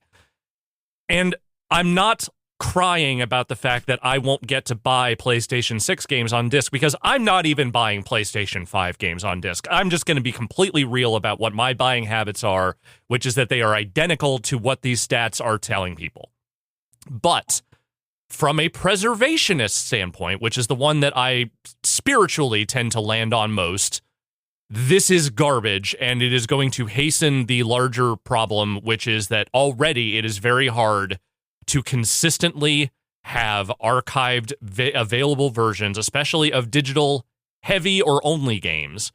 And this is just going to make it that much harder to have versions of these games that can exist outside the framework of you downloaded it to your PS6 hard drive, and that's where it lives forever. I think Frank Cifaldi was out there talking about some of this, and he made a very salient point that for a lot of the people in the video game history scene and hit them at the Video Game History Foundation, they've kind of felt like the disc thing has been a lost battle in some way, to some extent, in a lot of ways for a while now, because games that come out on disc are not the games that people usually play on day one. You know, There's day one patches and games change massively. In the case of something like Destiny, the game that's on your Destiny 2 disc now is basically unrecognizable to the Destiny that is kind of currently available for download. And so he was saying, like, what we want is a way to preserve these that the ESA and all these different groups facilitates and allows us to preserve these different things. I think the thing that affects more people more imminently is the fact that from an economic point of view, for consoles, it was the secondhand market and it was retail that caused a lot of these storefronts to bring down their prices. That was the thing that they were competing with. In the case of PC, you have an open platform where theoretically, not many people do, but theoretically, you could go to the Epic Games Store instead of Steam, or you could go to the Microsoft Store, or hell, you could go to shady key resellers, and people do that. Yeah, people do that. Whereas on PlayStation, the only place to buy a PlayStation game online or an online code for a PlayStation game is PlayStation. They have made some overtures that they are still going to sell digital codes at retail, but what is the incentive for them not to just price match? And also, as someone who owns 2 physical copies of Mind's Eye on PS5, I feel that that's really important. Yeah, someone has to preserve that. Yeah, and that's Lex. That's a great point about the controlling the store, right? Like, as compared to a PC where sales happen all the time, and there are places where you can go and shop around, right? Like on Xbox and Sony or PlayStation really do control all the levers there. I don't know the ins and outs of a publisher when and if they can decide to put something on sale and how that works, but certainly for first party stuff, Sony is controlling all of that. So retailers, I'm sure, are pitching a fit and being like, even if we have to put a box on our shelf. Retailers don't matter anymore. I'm being kind of flip, but the reality is, that's like 10 years ago, right? Like retailers aren't even really the going concern for like trade shows anymore. Like those people just don't matter the same way they used to the business like a decade plus ago. Like it's not that they don't want games in stores, it's that no one is expecting the bulk of their revenue to come from that anymore. And that is a huge shift over the last 10 years. The real thing about all of this is twofold. One, I know the actual solution to all of this is reworking our digital rights management laws in this country and abroad. People should not be losing access to things that they have bought digitally because technically it is part of, some sort of like leasing thing, that contractual language, whatever. That's a much bigger fight that I'm just going to tell you right now. I don't have the fucking dog in me to make that fight or the legal expertise, so all I can do is just call attention to it. The other thing, though, is that you are talking about taking away the physical storage medium, walking into a new console generation where RAM and storage are going to be at a world historical premium. Alex, that's what you're going to do. Do you want to hear a really fucked up thought I had the other day? Please give it to me. How much will the space that GTA 6 takes up on your PlayStation hard drive be worth? Oh, you mean dollar for dollar? Yeah, like dollar for byte? Right now, if you go on Amazon, an SSD that's 256 gigabytes is about $100. And that's the file size I'm expecting for that game, which is a 250 gigs? Yeah. I went to get I went to get a 1 terabyte micro SD for my Switch 2 because I was stupid and did not get one earlier. It was over $300 fucking dollars. Hot damn. Yeah. Well, okay. That's half the cost of the goddamn console. That is look, mistakes were made. I think to that point, I know you guys know this, but like we're installing nothing's running off a disk anymore anyway, right? Things have to be installed anyway. No, that's not true. You know what? No, that's not true, because as much as games are still very install heavy, there are still AAA games being put out that are largely the content is on the disk. Obviously, day one patches change things. I don't think anything runs off a disk anymore, though, right? I think you have to. You are installing to the game, like to the everything drive. To some degree, everything does have to install to the drive. But there are games that are still being put out on disc that are content complete on the disc. Yeah. I think you have to. Look, I'm with you. I haven't put a disc in my PlayStation 5 I bought the disc. I have the disc version, yeah.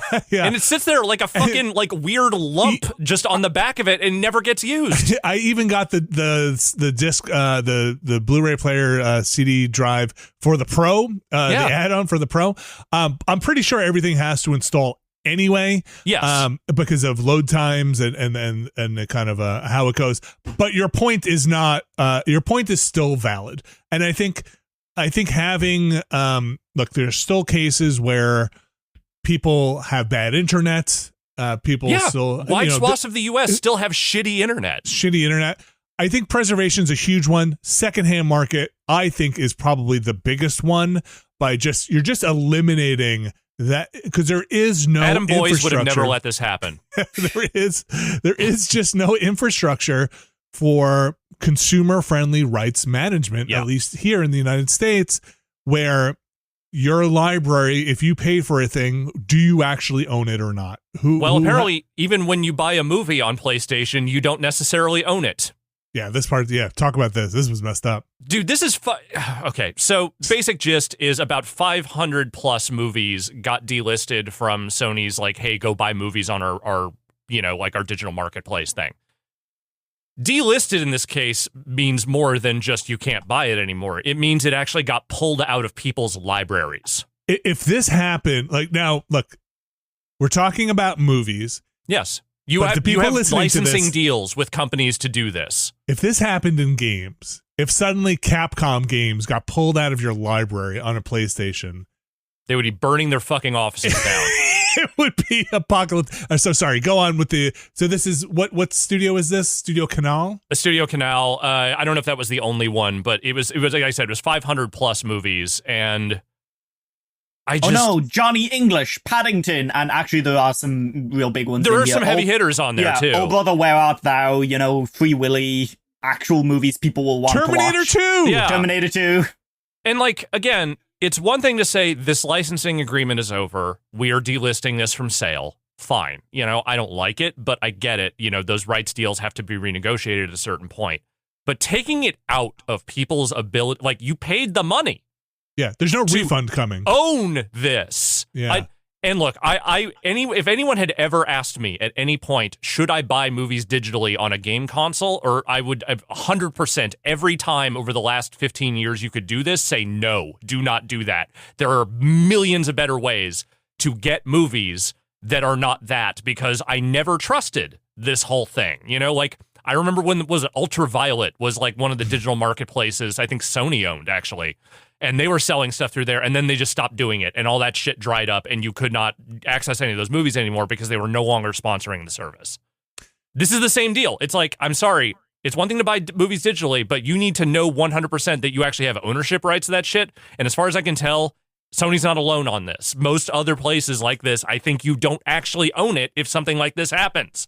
Now, I think personally this is not the last we're going to hear of this.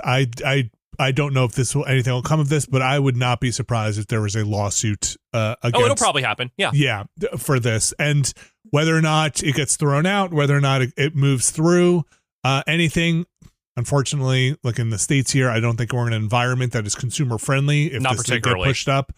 But there needs to be, I think, some kind of reckoning for rights ownership and stuff like this. If you went all in on this and you were just like, I'm a Studio Canal freak. I just buy everything that comes out.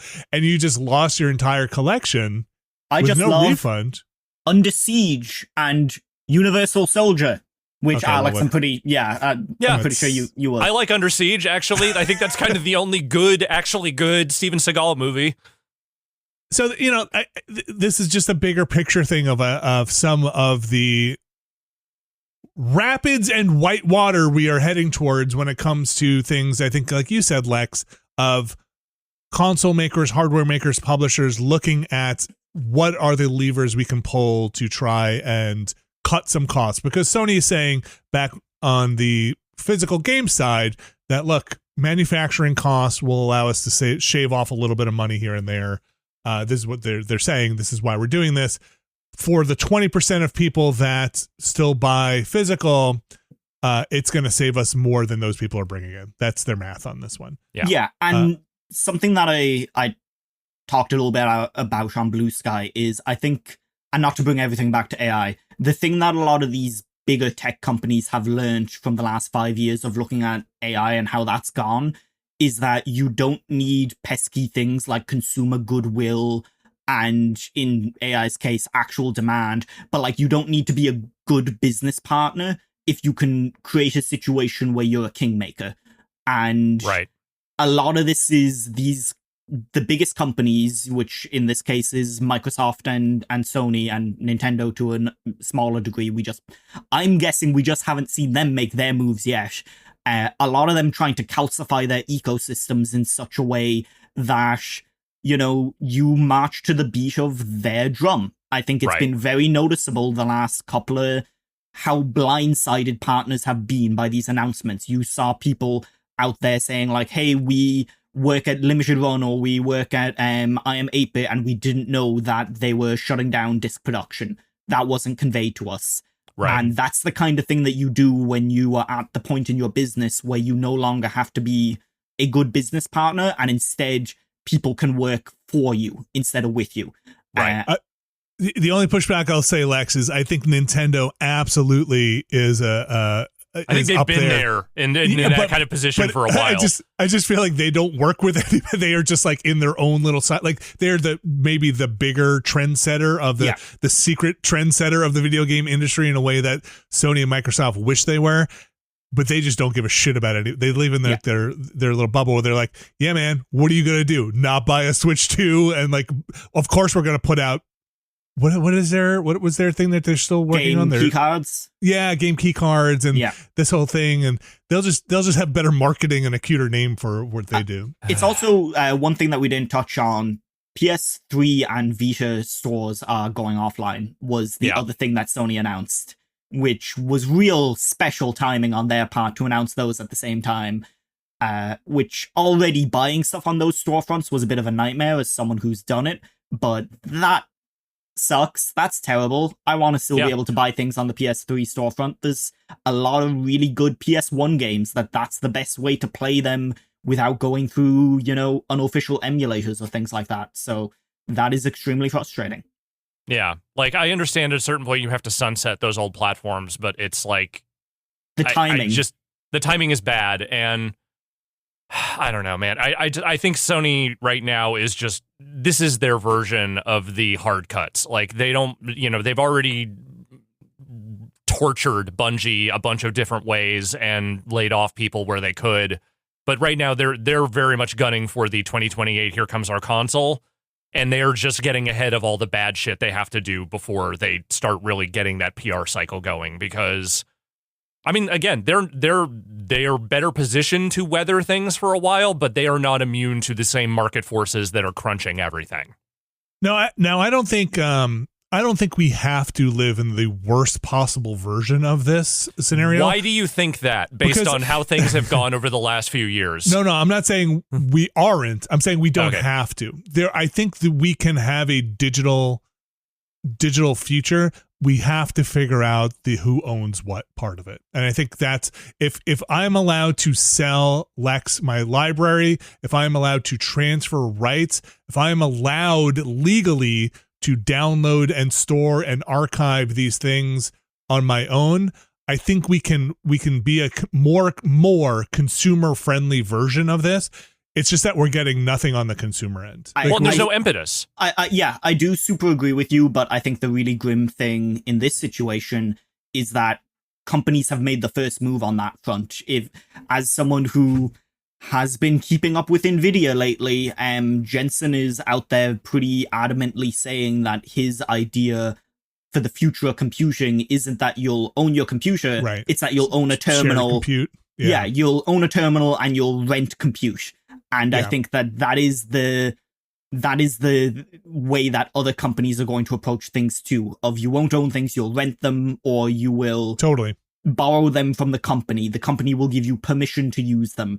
And I think that's where they want to be. And so as consumers, it's how do you find a way to push back to say, like, how do you actually get a government to convince these people, or not convince, tell them that they can't own to force things. their hand. Yeah. And my because I can't do it, but the one thing I can do is get on this podcast and say, hey, guess what, Jacket Man, fucking rent my balls is what I would say to Jensen Huang. And I think you need to lease my balls right now.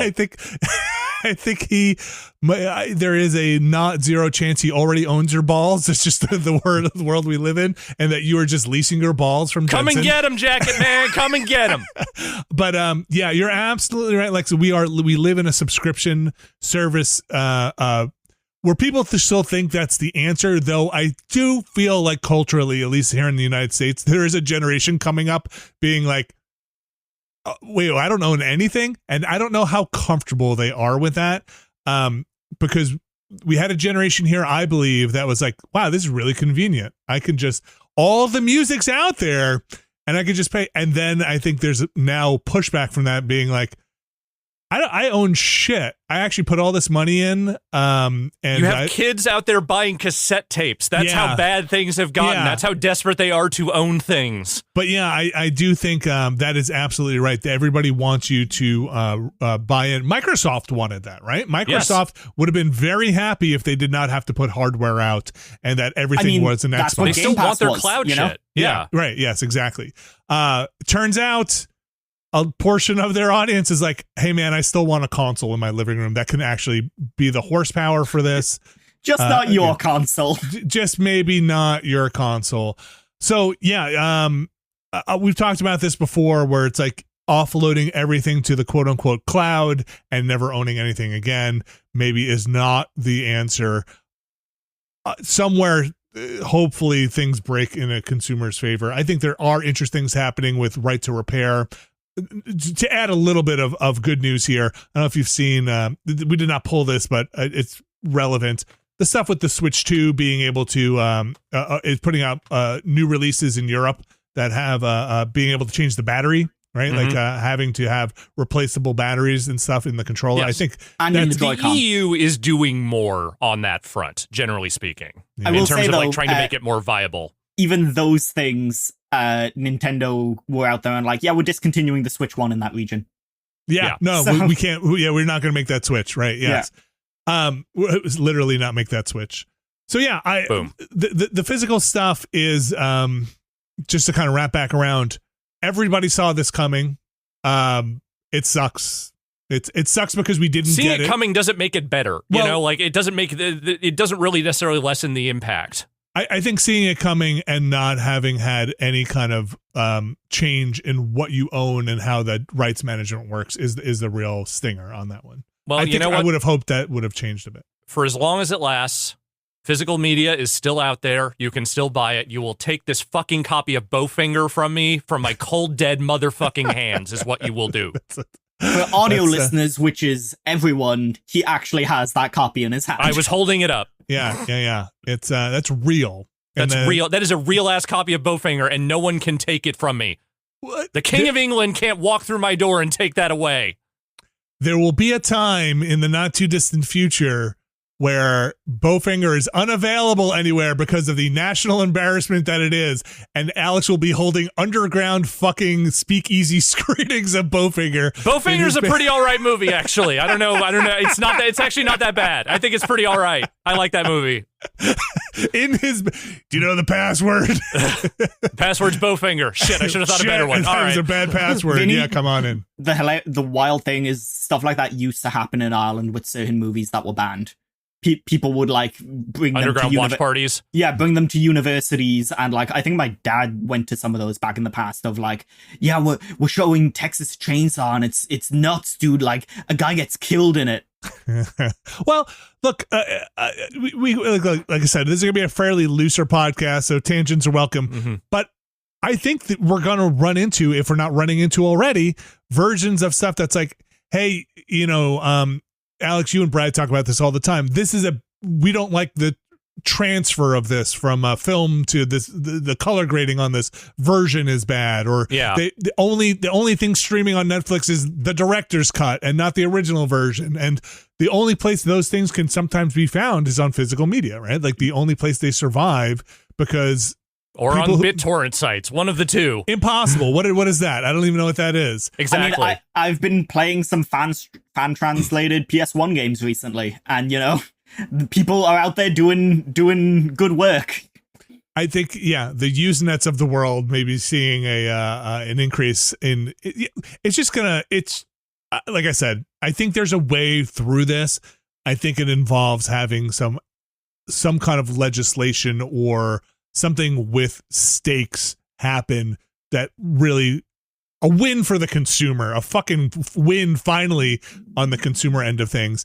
And I don't know what the current state of the Lex, maybe the stop killing video games, depending on region it's different, but basically they had a big defeat in the US. I'm trying to remember which court it was, but it was one of the middle courts, where basically they said that they weren't going to go any further. Like, basically they're out there saying like, we're doing really well for a group that has no lobbying money behind us, and we're going to try to turn into a real organization.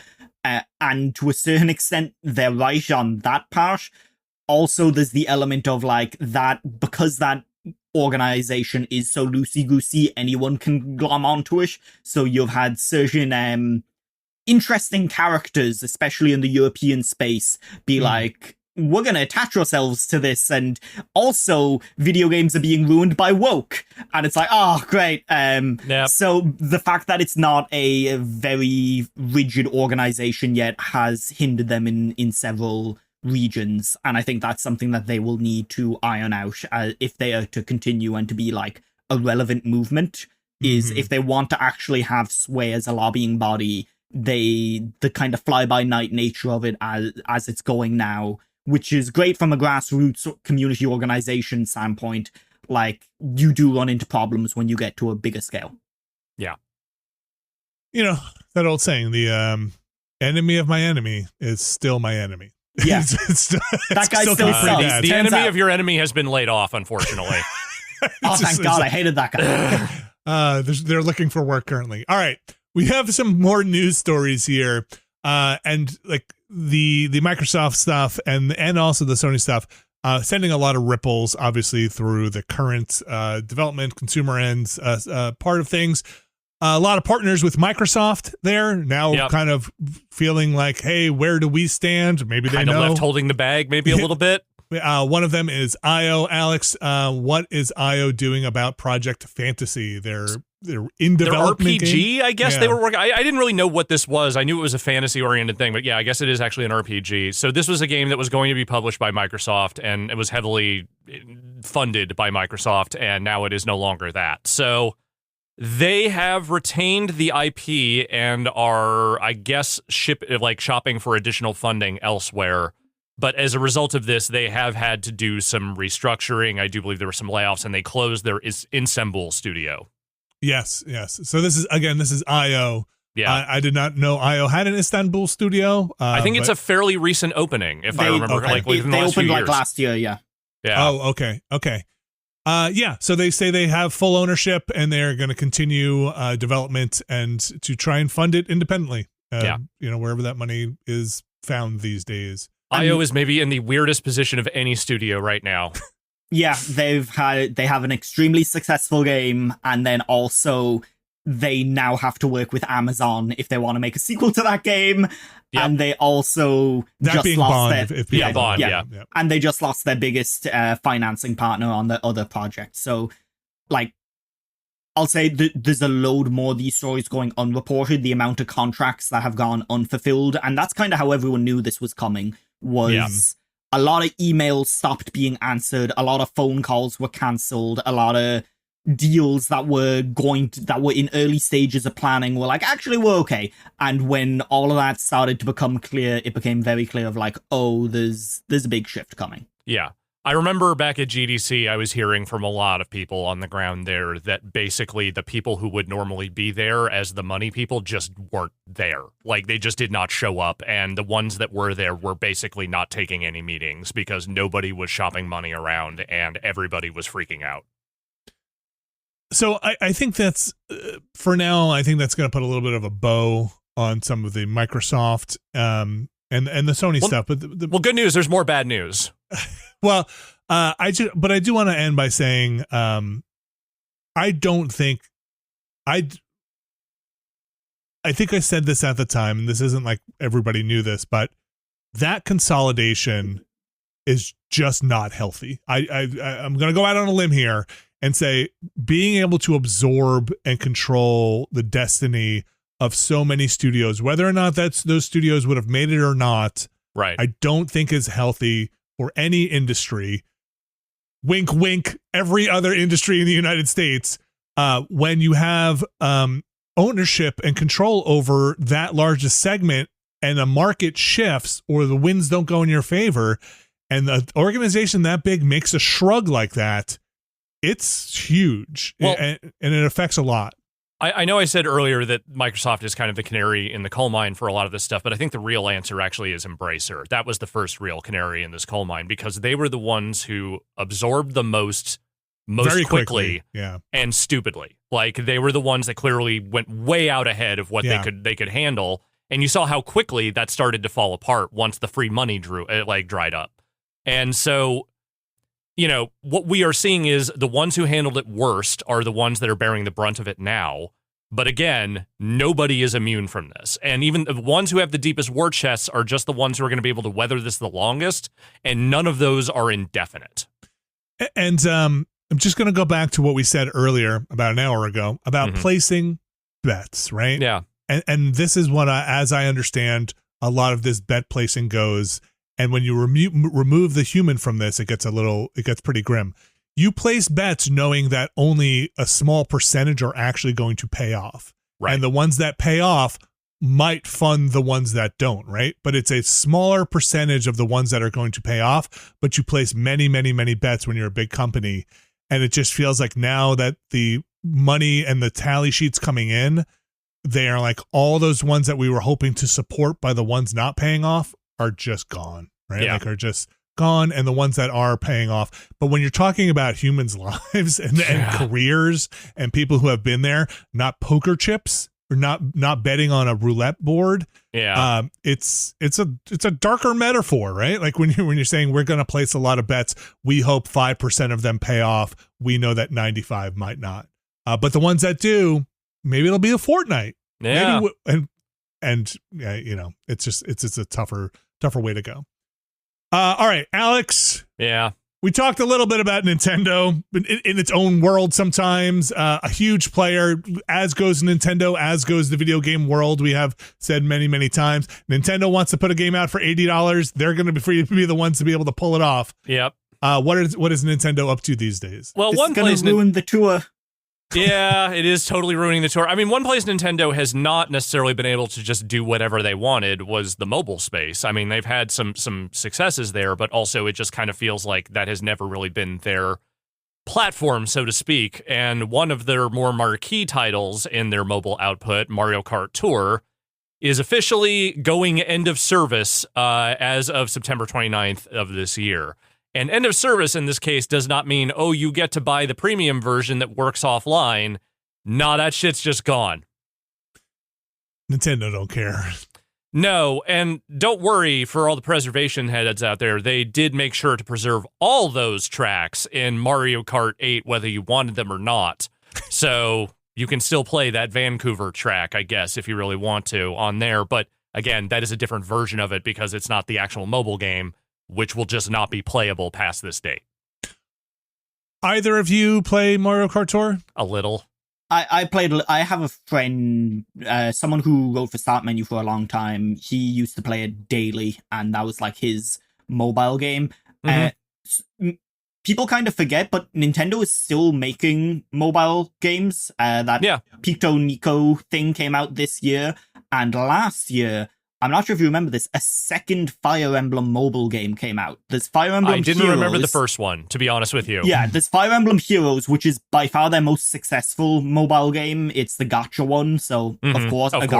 A gacha Fire Emblem game does well. More news at 11. I could see that happening.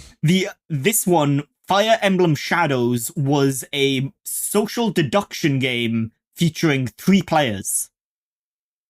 Okay. I'm going to guess that one's not doing as well. Yeah. Can you see what the fatal flaw with there being 3 players is? Yeah. There's a few different things there that maybe are conspiring against that one. But yeah, look, Mario Kart Tour was never great, but, you know, the thing was more like they were trying to jam a game that doesn't work super well in a phone environment and make it playable. And they did make it playable. It just wasn't amazing in my estimation. And I think also the whole thing of like, hey, all these tracks are just world cities instead of like, you know, Mushroom Kingdom bullshit never really did it for me.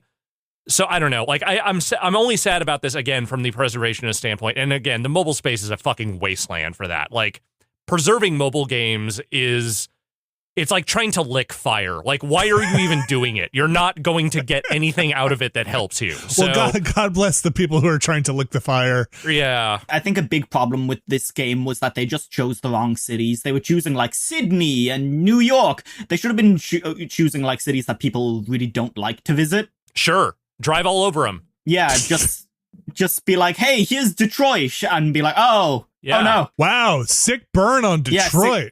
Here's fucking Manchester. Go nuts. Yeah. Here's Limerick and Dublin. Nice. I see what you're doing there. Yeah. I just wanted to get the Dublin burn in there. That's the only reason I brought this up. Take the heat. What is Super Mario Run doing? Is that just silently in the background? Is there going to be some report from like Nintendo that's like, actually, that thing like prints money? I don't think it does, but I also don't. I thought I remembered they kind of stopped. That's one of the games that got the $10 version. Right. And the Animal Crossing one was the other like one, right? Premium that was offline the premium. thing? Hey, you want to play it offline? Here you go. Okay. I think it did anyway. Yes. That was another. This industry has moments where everybody's like, we gotta do this thing, and you know what? I really like. What? Pizza. I just really enjoy it.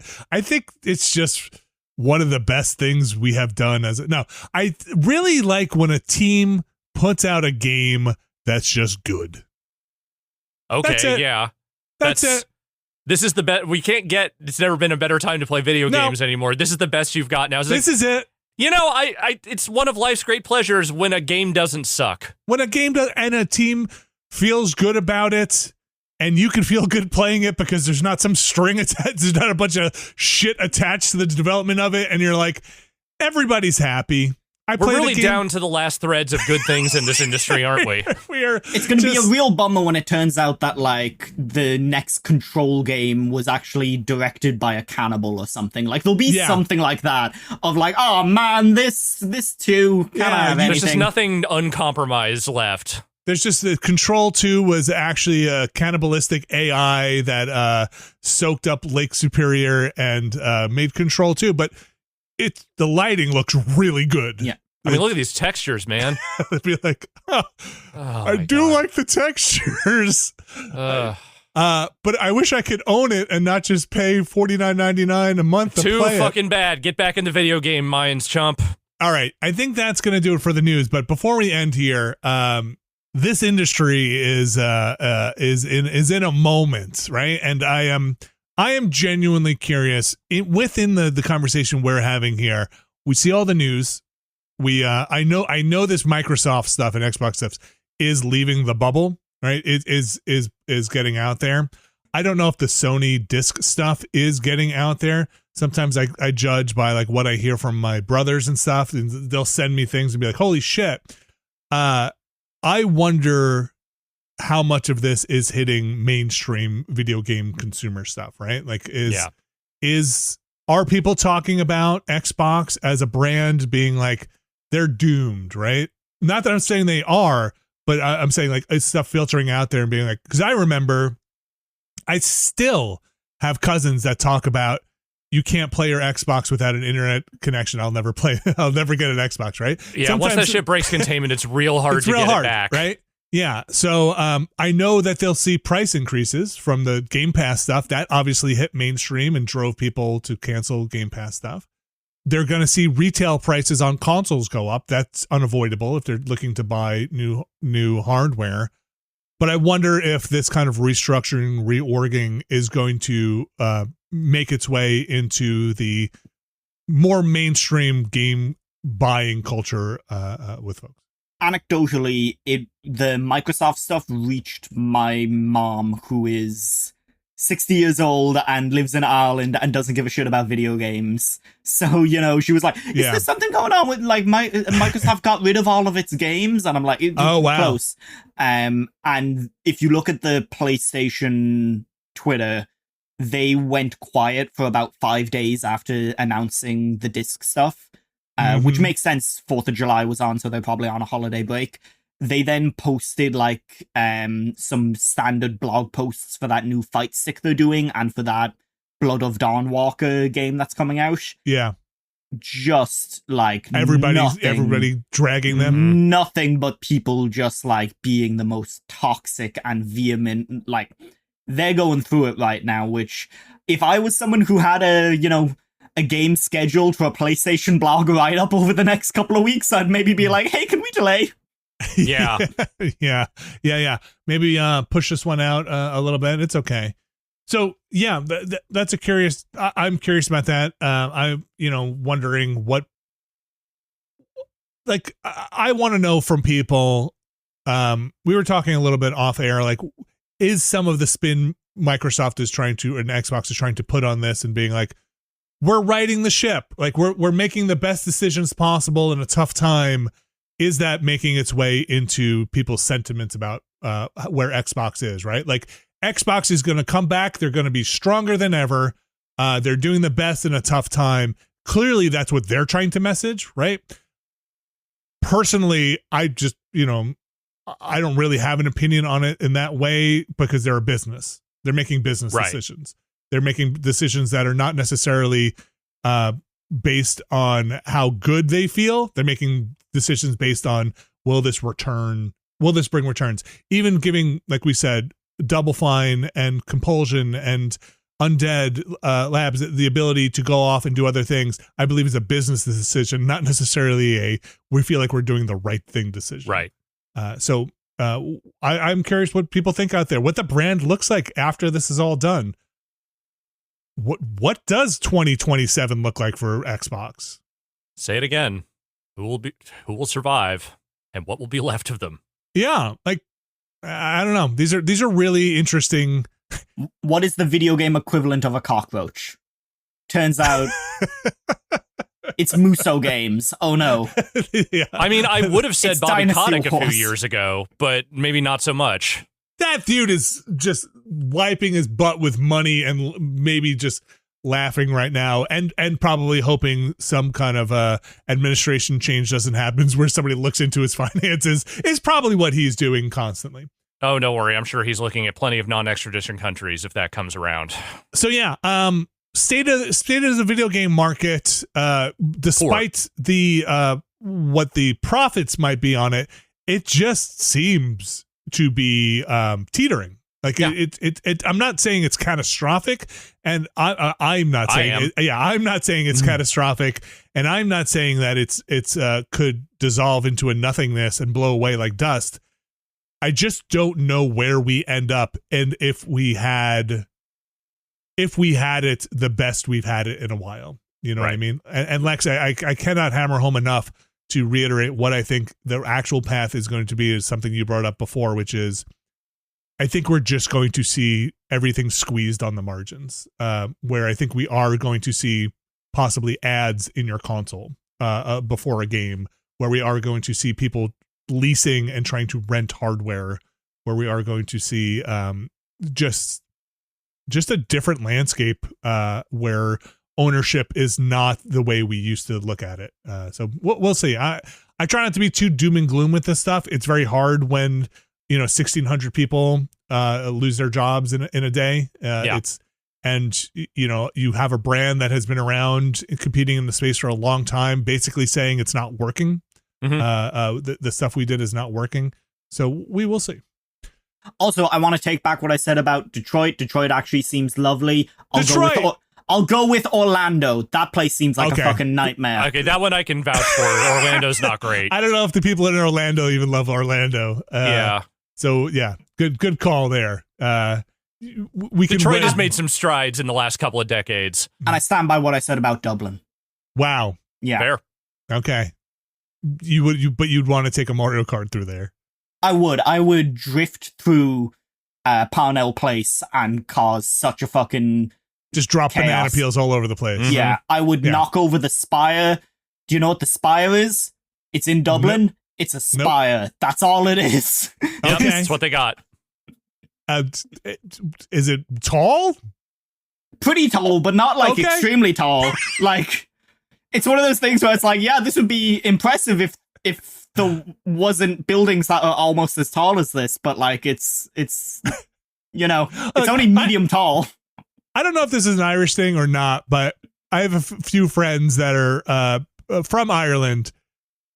I would like to email in to the show if you have lived in Dublin and like Dublin. I don't know if this is a cultural thing where people shit on Dublin, but like I've never expensive. It's like there's lovely parts of Dublin and there's lovely people in Dublin, but Dublin is so expensive. It's the most expensive city in Europe. And what you get when you live there, like you could be living in Barcelona for cheaper, is the way that everyone feels like that in Dublin is like, hey, I could be living in Barcelona right now and it would be so much cheaper. And so they're miserable about it. And warmer too. And I'll say this, I did enjoy visiting Dublin, but I can 100% see how someone living there would probably get fed up with it at a certain point. All right. I think that's going to do it, at least for now. Like I said, by the time you listen to this, there's probably been a lot more news. Mm-hmm. You've probably heard 1,000 other hot takes on what is happening in the video game industry as well. I'm sure you have your own opinion about what is going on. It is for certain going to be different when we come out the other side of this. Okay. We do have a little bit more show to do here. So let's take another quick break. We'll come back. There are video games still being made and released, and we have played some of them, so we'll talk a bit about that. But for now, take another quick break, and we'll be right back. All right, we are back, and like I said, we've got some video games, and as we head into a bold new territory, we've got bold new games leaving behind everything from yesteryear, charting a new course in the new direction, like Ubisoft with a new Assassin's Creed. Lex, Assassin's Creed is back. Yeah, totally new video game. Mhm. Totally new. It's literally gone back to like 8 years ago. In the same way that, like, the ship of Theseus is a totally new boat. New Right. ship. Check out my new ship. This is Assassin's Creed Black Flag Resynced. One of my more fondly remembered Assassin's Creed is probably the way I would put that. Because I have not played this resynced version of Assassin's Creed, but you have, Lex. What is new? What is back? Do you remember? Now, Alex Navarro, we have you here who reviewed original Black Flag. It's been some time, but yes. Lex, what is your experience with the original Black Flag? The original one I played like a good chunk of a couple of years after release when it was a bit cheaper and I just like picked up on sale. I never finished it, but I do remember playing it and being probably the Assassin's Creed that I like. It worked for me the most out of all of the Assassin's Creed games that I had played. And maybe that and Origins were the two that I was like, yeah, these are games I actually really like. This game is very faithful. It is, apart from cutting out the Abstergo stuff, so like there's very little Abstergo stuff in it at all. It is almost entirely just like a retelling, sometimes shot for shot in a lot of places. They have added 3 new cast members who are like crew on your boat. And those cast members are pretty good. But the main thing here is like it looks really, really nice and it plays very, very well in a kind of modern way.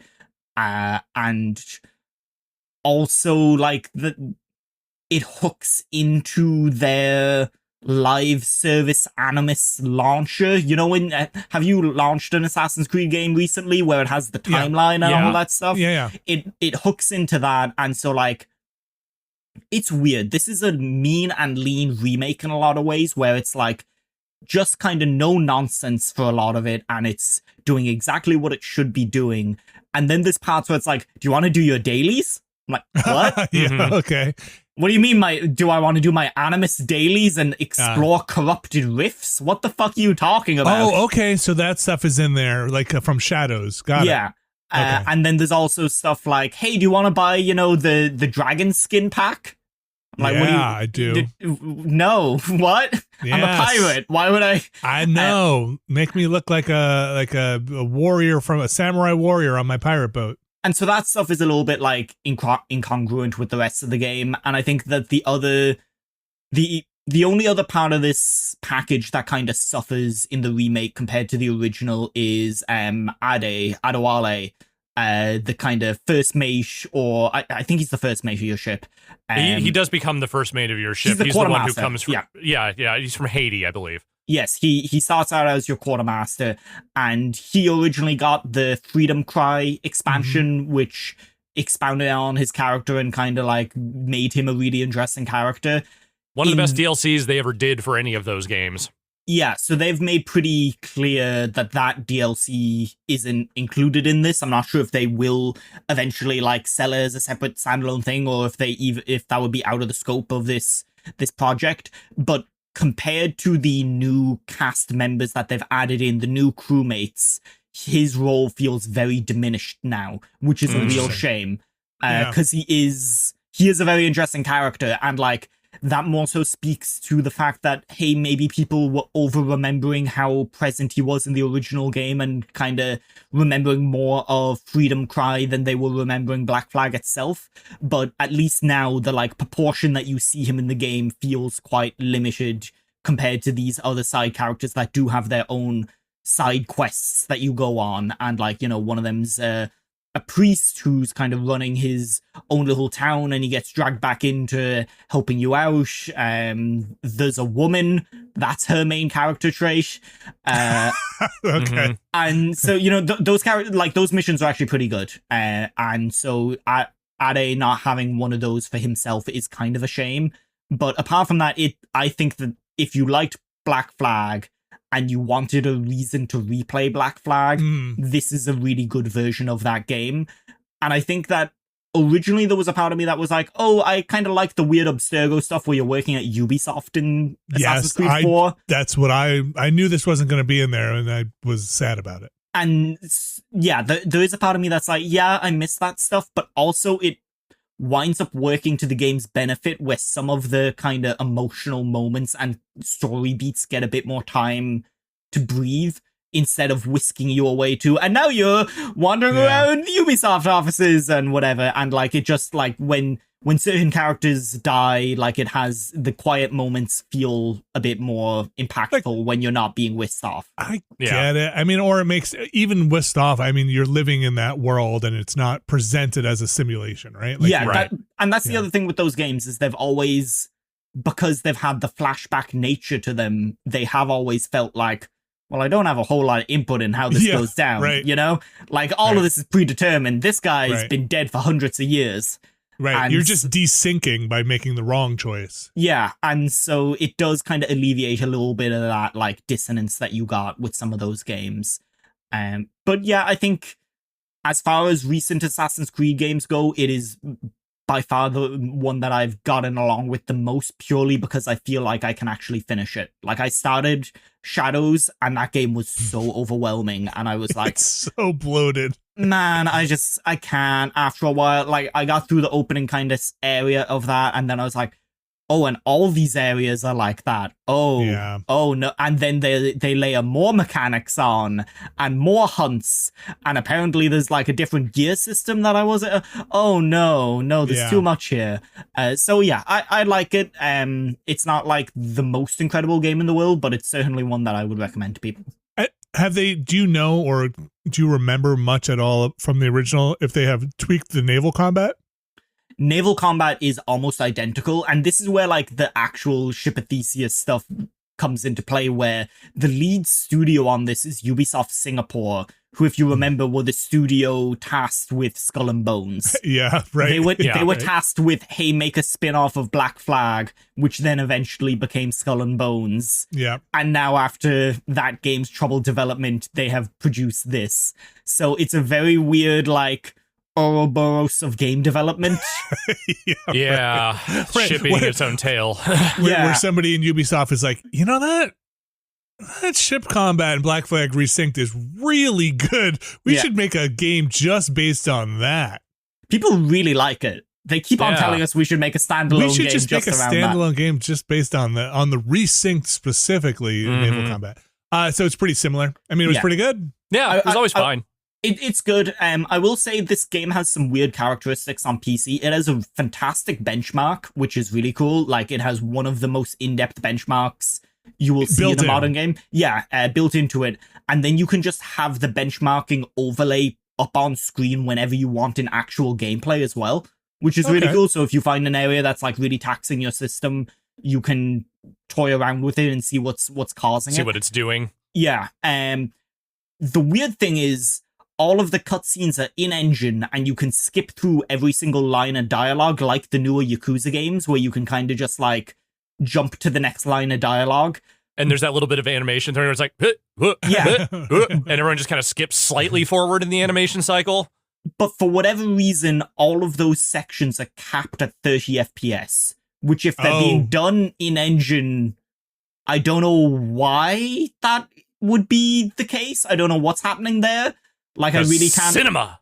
I wonder if the scripting or the animation is stuff that they weren't going to go back and do. Maybe that, like, it's a very strange thing, and I'd love to see someone poke around in it. Because I know the original game, even going back now, people are like, I can't believe they capped this game to 60 FPS. But for whatever reason, those cutscenes are now running at a higher FPS in the original game than they are here, which is a little bit weird. But I don't know, it's not the end of the world. So, you know, sometimes it's very easy. I like Assassin's Creed Black Flag. I don't know if I'm going to go back and play this, but it is the one I very fondly remember. Assassin's Creed 2 still being my favorite, clearly. But I'm more curious if this does well for Ubisoft, because I think it's like this and that Rayman game, right? And that's kind of. I mean, you know, a Just Dance will appear because all they have to do is wave their hands and there's a new one every year. But yeah, other than that, there really isn't much on the horizon that is known for Ubisoft, because they don't. Date-wise. Like, they seem like they don't know where they're going right now. the only one of those games that seems like it is definitely coming out is Hexe, Assassin's Creed Hexe. Yeah. And in a weird way, this game feels like a swan song for the Anvil engine, which is what has powered the last couple Assassin's Creed. And like, this game looks fantastic. And a lot of the people who worked on that engine worked at Ubisoft Belgrade, I think it was. And they had massive layoffs to the point that they are now kind of like more support studio than they were the tech studio. And they were the studio developing their in-house engine. And also, notably, that Rayman game... Rayman. My friend Rayman. Everybody loves Rayman. Yep. I've done that on like 3 different podcasts. It's called Rayman. But that game is being developed in Unreal Engine 5. So they might be taking a step away from doing their own engines. Ubisoft has always liked their own engines. They had the Snowdrop engine and they had Anvil, and both of those people seem to like them that worked with them, but there's obviously an overhead to that stuff. Yeah, I mean, there's always trade-offs with that, and I think I always lean on the side of owning your own tech whenever possible. I know there are definitely hiccups that can come from developing your own engine, and sometimes it's hard to pivot off that stuff versus something that's a little more turnkey by a licensor. But man, I think that I know there were some problems with those engines, but I have always thought Ubisoft's house style, like their house stuff, generally looked very good and mostly ran well. Some games very much accepted. Yeah, for what they were doing. That Hex is it just Hexa? Is it Hexa? Okay. Did that get a Summer Game Fest trailer? That's had nothing. Clint Hawking. It was like last year, I think was the last time they talked about that. Yeah, Clint Hawking is still at that studio leading that team, but apart from that, they've said very little about it. Okay. Yeah, it's just Ubisoft. Look, Ubisoft also got its own things going on. Yeah, in a state, but they are traditionally a very prolific publisher. With a lot of releases. So we'll say I know they're still supporting Siege probably, and I'm trying to remember the name of it. Ubisoft published a early access roguelike quote unquote indie game on Steam this year. And I'm trying to remember its name because I only discovered it because I was looking at Steam sales and seeing if anything was on sale. And I was like, wait, Ubisoft released a new game this year? It came out already? Yeah, it was. Or it's in early access? It's in early access. It is called... I remember when this happened. Not Monopoly Star Wars. That also came out this year. Morbid Metal. What is it called? Morbid Metal. Morbid Metal. Okay. Yes. Yeah. The only reason I knew this existed was because of some people saying, hey, I didn't know this existed until now. Yeah, I think that might have been me on Blue Sky. Maybe, yeah. This game actually looks pretty nice and interesting, but they have just not promoted it at all whatsoever. So yeah, maybe promote your video games, Ubisoft. Yeah, I mean, look, kind of jokes aside, I think they had a tough run of it too. I think they canceled a bunch of stuff recently. They did, in a not too decent. That's another studio we were talking about maybe getting themselves saleable at some point, scooped up, and So, Assassin's Creed Black Flag Resynced though. Lex says if you got a hankering for some Black Flag, this might be it. Yeah, if you were looking to replay that game and you had played the previous one, this is just different enough to be like how you remember it in a kind of nice way, and they haven't fucked it up. That's kind of all. That's all you can really say about it. That's all you can really ask for. Yeah. And I think the thing that I found myself when reviewing it was like, oh, this is very manageable. Like I feel like if I was playing this in my own time, I would probably 100% this because the map is manageable and you feel like you can do all the activities and all the activities are fun. In some of those later games, you're like, man, a lot of these contracts are the fucking same and there's so many of them, and it just feels so much more manageable.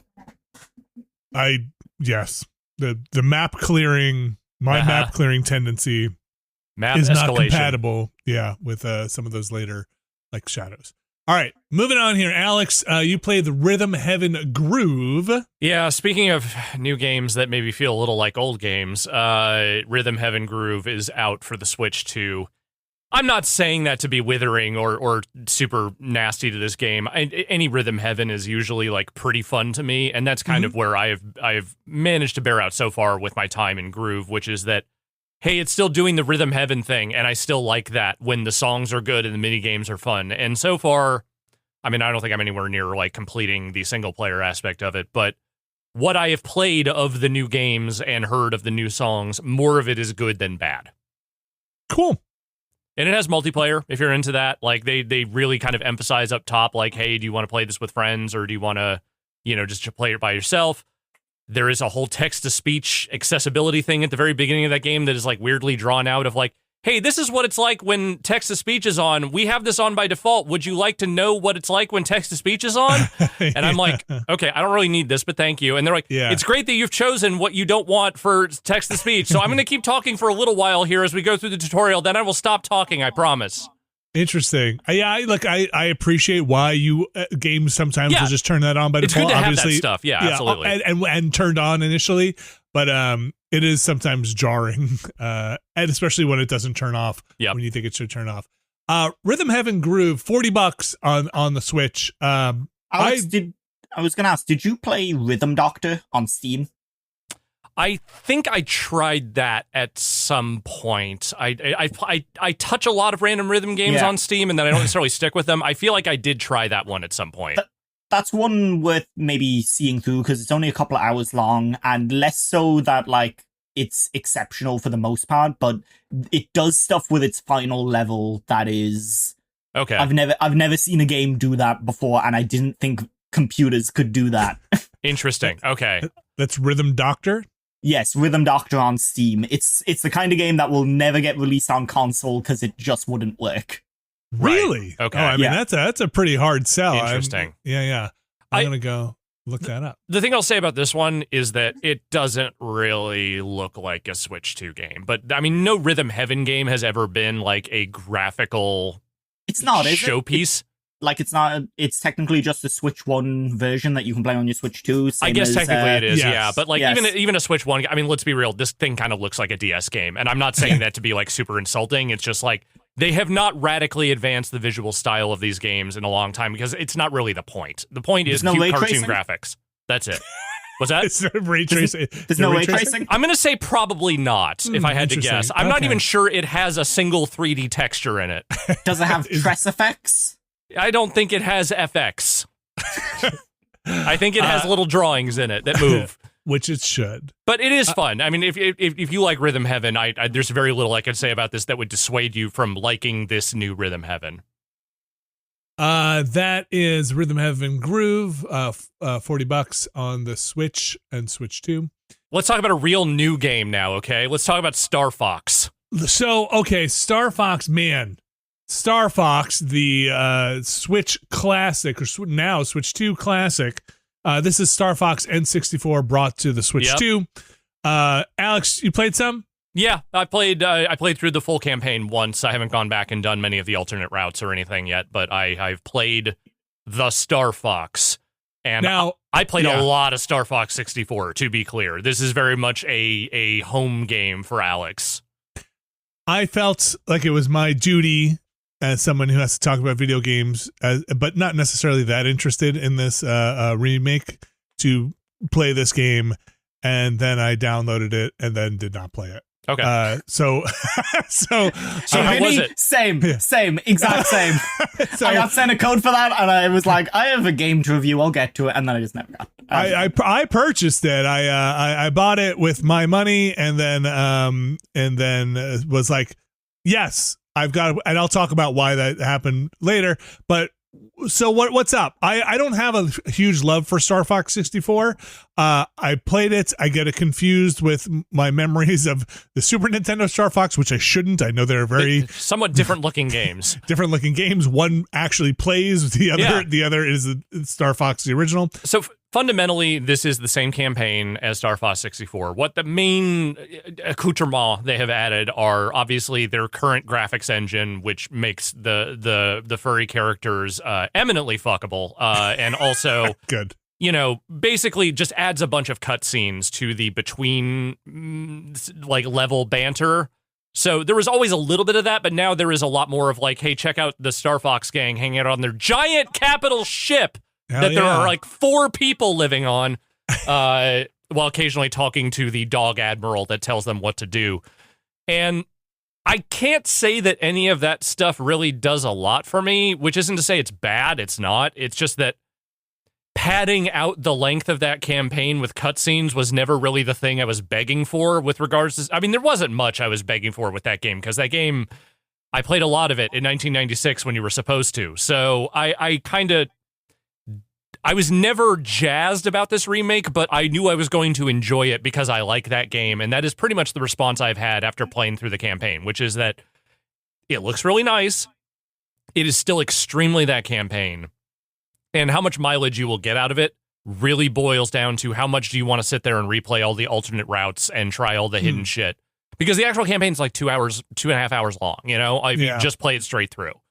But obviously the point is it's a game where you're meant to branch into different paths, different outcomes and things, find hidden shit.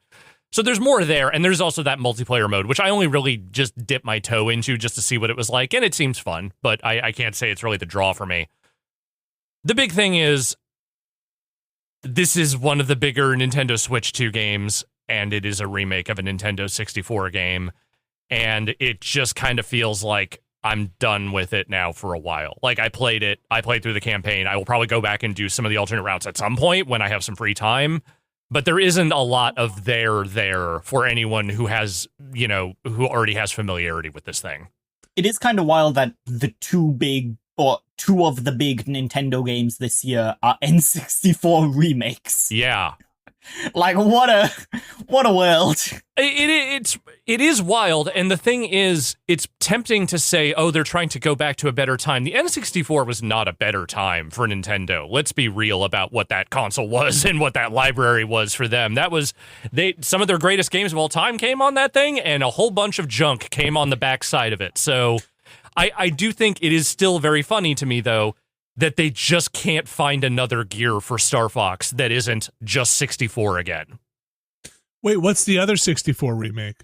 There's the 3DS one. The Wii U one is a retelling. No, from this year. No, from this year. What's the other? The Ocarina of Time remake. Yes. Oh, sorry. Look, I mean, that's not imminent yet, but we think it's probably not that far off. Because they still have Splatoon Raiders is soon, right? Yeah, Splatoon Raiders that's in a month. Next month, and Fire Emblem's their actual big game. They're that's their $80 game. Yeah, that's their $80 game for the year. Which they can get away with charging $80 for that. It's Fire Emblem. Whether they should or not, they can. And if you like Xenoblade or Xenoblade, there's that collection coming, right? The definitive. All 3 of those games are getting Switch 2 editions, and then they're making a new one. Yeah. I will also say, as of last week, according to one Jeff Gersman, Star Fox 64 is the best N64 video game of all time. I mean, he's still got some work to do on that platform, but yes, here's the thing. Based on what he's played so far, he's right. What? Come on, Tonic Trouble, come on. No, I can't speak much for that one. But yeah, look, here's the thing. It's still a great campaign. It's short, yes, and there isn't necessarily a lot of dynamism there if you've already played the original game, but it's still very fun. The shooting is tight. The ship mechanics are tight. The level design is good. That's why they keep going back to the well with this, because they actually did make a really great game back then. I really need them to try one more time to make a new one now that they have done this again, okay? You're not going to remake this game again. There's nothing else you can do to these fur textures to make it worth doing this again, so find a new one. Maybe this is just priming the pump. Maybe this is how we get there. I think this is $50, right? Super Mario Galaxy Movie was priming the pump. This is the pump. It is time to get the water. Yeah. That's Star Fox. That's available now on the Switch 2. Has been. I will play that game But the reason I did not play that game, I'll just say right now, is I have been putting all of my time into playing a game that came out in January called Mio Memories in Orbit. Okay. Are either of you familiar with this game? Vaguely. One Chuck-towski really likes this game. I really like this game. Yeah, over at Giant Bomb. I've heard good things. It's a Metroidvania, right? Yeah, it's a Metroidvania, very much in the style of a Hollow Knight. And for those, again, we said we would try not to just do shorthand. That means it is a kind of exploration-based game, with abilities-based game, where the combat plays a very, very heavy role, and the combat can be challenging, if not hard, right? And some of the platforming also can be very tight and challenging. Challenging platforming, challenging combat, and you get new abilities that allow you to explore new parts of the map, also known as Metroidvania, like a Hollow Knight. So I have really enjoyed it. My daughter was playing it. She was drawn to the art style. We're like, yeah, sure, we'll play that. And it was one of those things where I was watching her play, and I was like, I you just want to give me the controller? I think I can do the, I think I can do. Just like, just play the game. I think you want to go up there? You got to dodge that attack. Okay. Oh, the worst. Yeah. Well, so I didn't say that. And then when she put the thing down, I was like, I'm playing this goddamn game. I'm gonna do this. And I've really, really liked it. I think it's a really well done game. And is a lighter lift than a Hollow Knight or a Silk Song. It's not to say that it is an easy game, but it is a much I have found it to be more approachable, less punishing than Silk Song. Less punishing. So it has an interesting. The setup for this is I'm not going to give away too much because I think the story is interesting and unfolds. But you are a machine character, a robot. In a place where there have been humans at one point, and now they're gone, and the machines are trying to figure out what's happening and why things are falling apart. There is a mechanic in the game where every once in a while, at certain checkpoints or thresholds or parts of the story, sometimes places, the environment will shudder and the environment degrades in a way. I'm speaking a little broadly here because I don't want to spoil anything. But you lose permanent health. You lose part of your health bar, but also everything in the environment loses part of their health bar permanently. So the end. I don't think it works for bosses. So it seems like you can avoid some of these places if you just navigate around the trigger for them. But also it seems like it is scaling some of the environment to match that. It's a kind of interesting narrative mechanic of like, hey, everything on this in this space is dying, including you. And when you go up to enemies, you'll see their health bar is now at like half or like 3/4 where it used to be full. But also you've lost some of your health. It's I can't tell if I like it, and if I like it narratively, or I find it incredibly frustrating and a pain in the ass that you've taken health away in a punishing game where every health bar counts. It's nothing. If nothing else, it is a bold choice. Yeah. It's probably controversial. I'm sure people love it or hate it, but I think this is a really fun game. I'm playing it on, I think it's on everything, actually. I think it's on Switch too as well. I think I was playing it on the PC, or I think actually it was on Game Pass. So that's where my daughter found it. But the Xbox controller for me can be a little bit mushy by default with that I need that D-pad, baby. That good D-pad. So yeah, Mio Memories in Orbit. I'm curious, Vinny, when your kids go into school and they talk about, playing Mio Memories of Orbit, do other kids think it's like cool that they've discovered something that they've never heard of, or are they like, why aren't you playing Roblox? They have no idea what they're talking about, apparently. Interesting. Yeah. Heartbreaking. I know, right? And these are the problems the industry faces now. To be fair, I say this, when I was in school, there was an element of like, we talked about Skyrim, which at the time, it was the Roblox, it was the big thing. And so I can't be too mad about it, but I just don't see the path for those kids to get out of Roblox. I need them to get away from Roblox. So it's not Roblox. I will say it's not Roblox necessarily, but they're, for better or worse, I just don't think they're playing good stuff. I just don't think they're not. I'm sure they're out there and they're playing. Oh, they're all playing 12 minutes. Yeah. Oh man, that's a callback. Oh boy, I feel like I just had an acid flashback. Yeah, that took me a second to digest. Where am I now? That's my go-to. I don't like this game, and everyone else will be on the same page if I like. What shit a talk fucking game. turn with that game! Yeah. What a mess! What a like, huh? Really buried the lead on that one. Coming back, walking back. Yeah, let's go back to where we were. I don't remember where we were, but let's go back there. I finally my son is at camp and I got a message and he's like, Dad. He's like, I found somebody who's playing Helldivers 2, likes to play D&D, and knows who Soundwave is. He's 65 years old. And I was like, he's the groundskeeper. Yeah. I was like, why don't you just pass his number? But yeah, you know, he and his friends. I do feel like he is the one my son goes out and introduces, or doesn't. He's the tastemaker.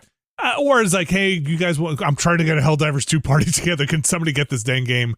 And with my daughter, you know, she's psyched. Anytime she sees somebody else wearing a Silk Song shirt, she's like, oh my gosh, like, you know what this game is.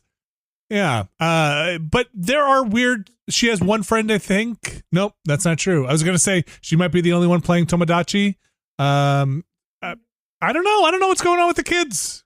What they're playing Poppy's Playtime. That's all I know. That is where they're spending their time. But it's not Roblox. I think they're still playing Minecraft. That's honestly. Okay, that's off, honestly. That's Mio Memories in Orbit. I should also mention I think that game's like $20. Okay. So it is not a huge investment. I think it's pretty fantastic. Okay, we have a game that is I'll just say this one quickly because it was what I played over the break. Also, I finished that game Dimhaven, the Lost in the Source. It is a kind of a Myst-like adventure game. Again, that you're just walking around environments, clicking on things, 3D space, solving puzzles. It's pretty good. It's okay. I think it made me. It's good enough where I picked up the developer's other game. I think it's called Quern, but then that game did not have really good controller supports, and so I wasn't at my PC and did not play much of it. Just kind of battled against the mouse controls on the Steam Link for a bit. But I really liked it. I had talked about it, I think, before we went on break. I finished it up. I really enjoyed it. I think if you are looking for that flavor of game, the puzzles can be a little tough at some point, but it's explore the environment. It has a retro-y PlayStation 1-ish, not quite PlayStation 1-ish look to it. Maybe PS2-ish. Mm-hmm. I'm not really good with the 1 and 2 PlayStation aesthetics, but it's got that kind of look to it. It looks a lot like the Myst remake, which sounds weird, but yeah, this is the kind of. I'm doing a show with Mike Minardi tomorrow, so I will be sending this on to him because this seems like the thing he would adore. Yeah, he might know what it is. I really liked it, and I want to actually go and play their other game as well. It's well regarded. Okay, Lex, you played a game at I believe Summer Game Fest that I'm looking forward to called Orbitals. Yes, so I was curious if Alex, did you play this at Summer Game Fest? I did not have a chance to play this one. Okay, this was the game that people were giving out about having a July embargo.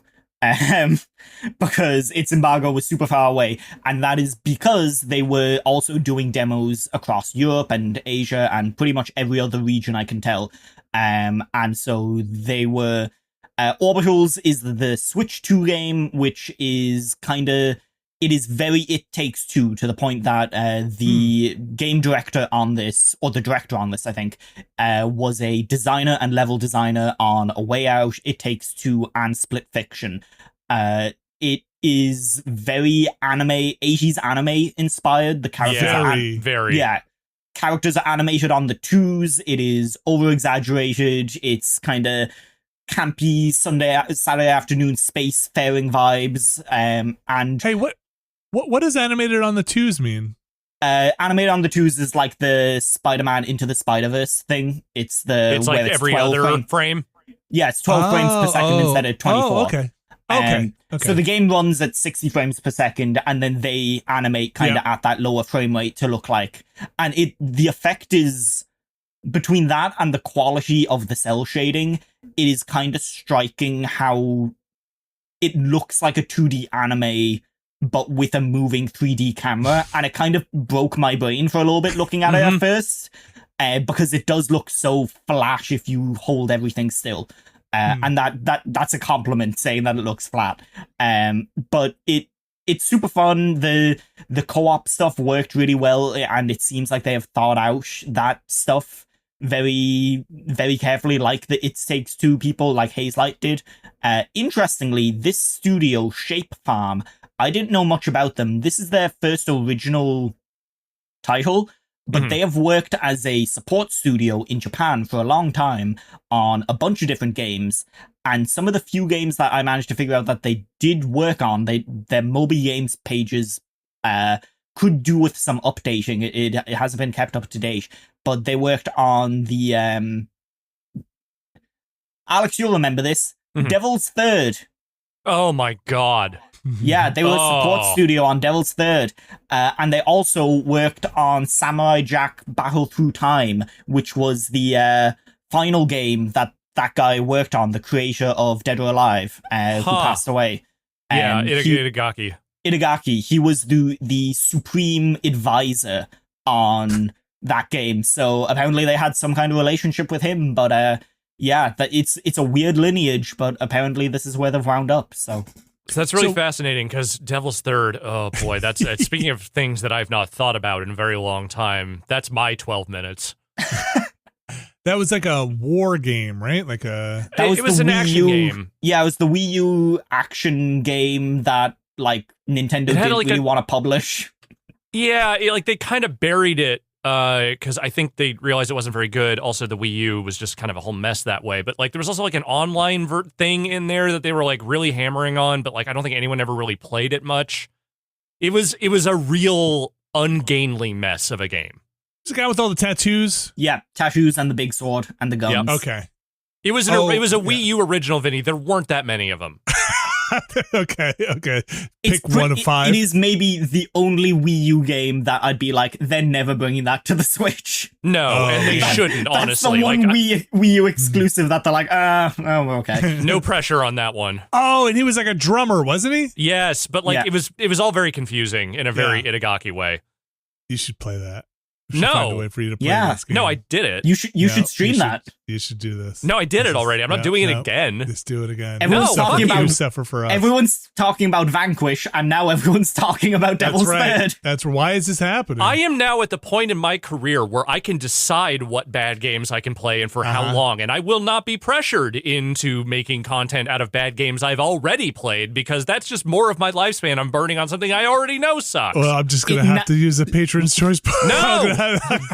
Instead, Alex, you should use your power to force that game on other people, because you do have like that a blind power. club. Yes, I know, and I'm saving my shots for when they really matter. And hey, maybe one day Devil's Third will be one of the shots, but I'm not there yet. I'm waiting for the opportune moments. Well, Orbitals is out in September. That is, I assume, local and online co-op? Yes, so that's interesting. It has... instead of the play pass thing that they do for the Haze-like games, where you can kind of give a demo version to a friend and they can download the full game and play with you, it is the screen share functionality that the Switch 2 has that you can use, and the remote play functionality. So if you have a Switch 2, you can use the game chat functionality, game chat, that's it, to play that game with a friend. And if you have a Switch 1, you can use the remote play functionality for them to play it with you locally, but not online, as far as I know. So it's a little bit complicated, but you can play with other people who have other Switches, which is interesting. What if I just want to play on the same Switch with two controllers? You can. That's how the demo was done. Yeah. Oh, okay. Yeah. Okay, good. That's how you actually want to play that game. Is with someone sitting next to you. Okay, great. All right, that's Orbitals again. That game looks super cool. If you haven't seen it, you should look up a trailer. It's very striking. $50, I think, right? Yeah, $50. Okay. And on September 3rd. All right. Final thing here, Lex, before we leave the game station, SuperStation. Yeah. So do TBS? either of you know what this is? So I need to emphasize to you, SuperStation is a different thing in America, because SuperStation is literally what they called TBS, the cable network, the Turner network, and it was referred to as the SuperStation. That was where you would watch the Atlanta Braves play baseball, if you were into that sort of thing. It was when it wasn't part of USA, was it? No, it was always TBS. It was always part of the TBS okay. TNT block, of networks. So I had heard of this mostly through Brad, because Brad is all things Mister, and he had been talking about the kind of lower cost Mister stuff that is being developed. And then when you had sent me, Lex, some of the stuff you were talking about, I went and I did not know that this had even been released or was out in the wild. So yeah, it originally was meant to ship ages ago. My pre-order was from like January 2025, and the guy who made this, he kind of used to be a YouTuber. He's now moved over to being somewhat of a hardware manufacturer. He did like mods for the Switch Lite that added an OLED screen and things like that.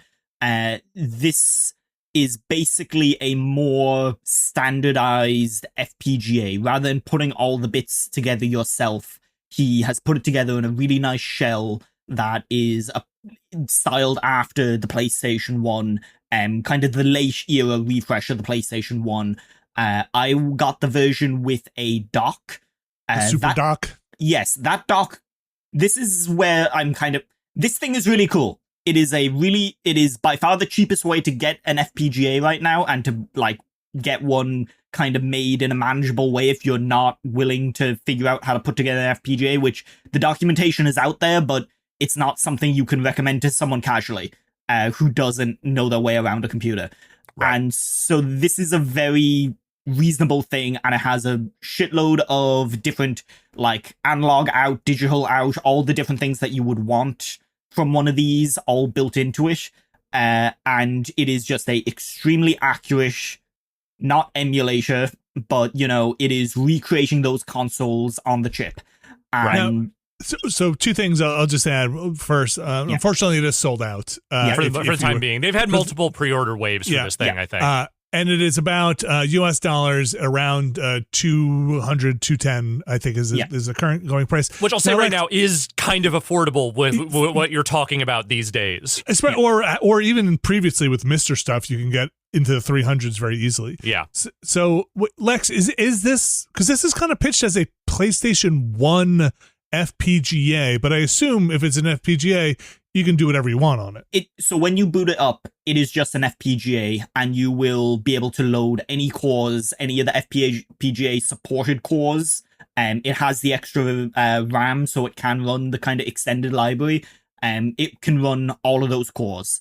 And so the PlayStation 1 element of it is the dock. The dock was something that they were out there saying, like, if you want to play your original PS1 games, it also the base model itself supports PlayStation 1 memory cards, so you can put those in, and the PlayStation 1 controller adapters. So those are in the base thing. The dock allows you to play PlayStation 1 discs. The problem is it hasn't shipped with the software for the dock to function.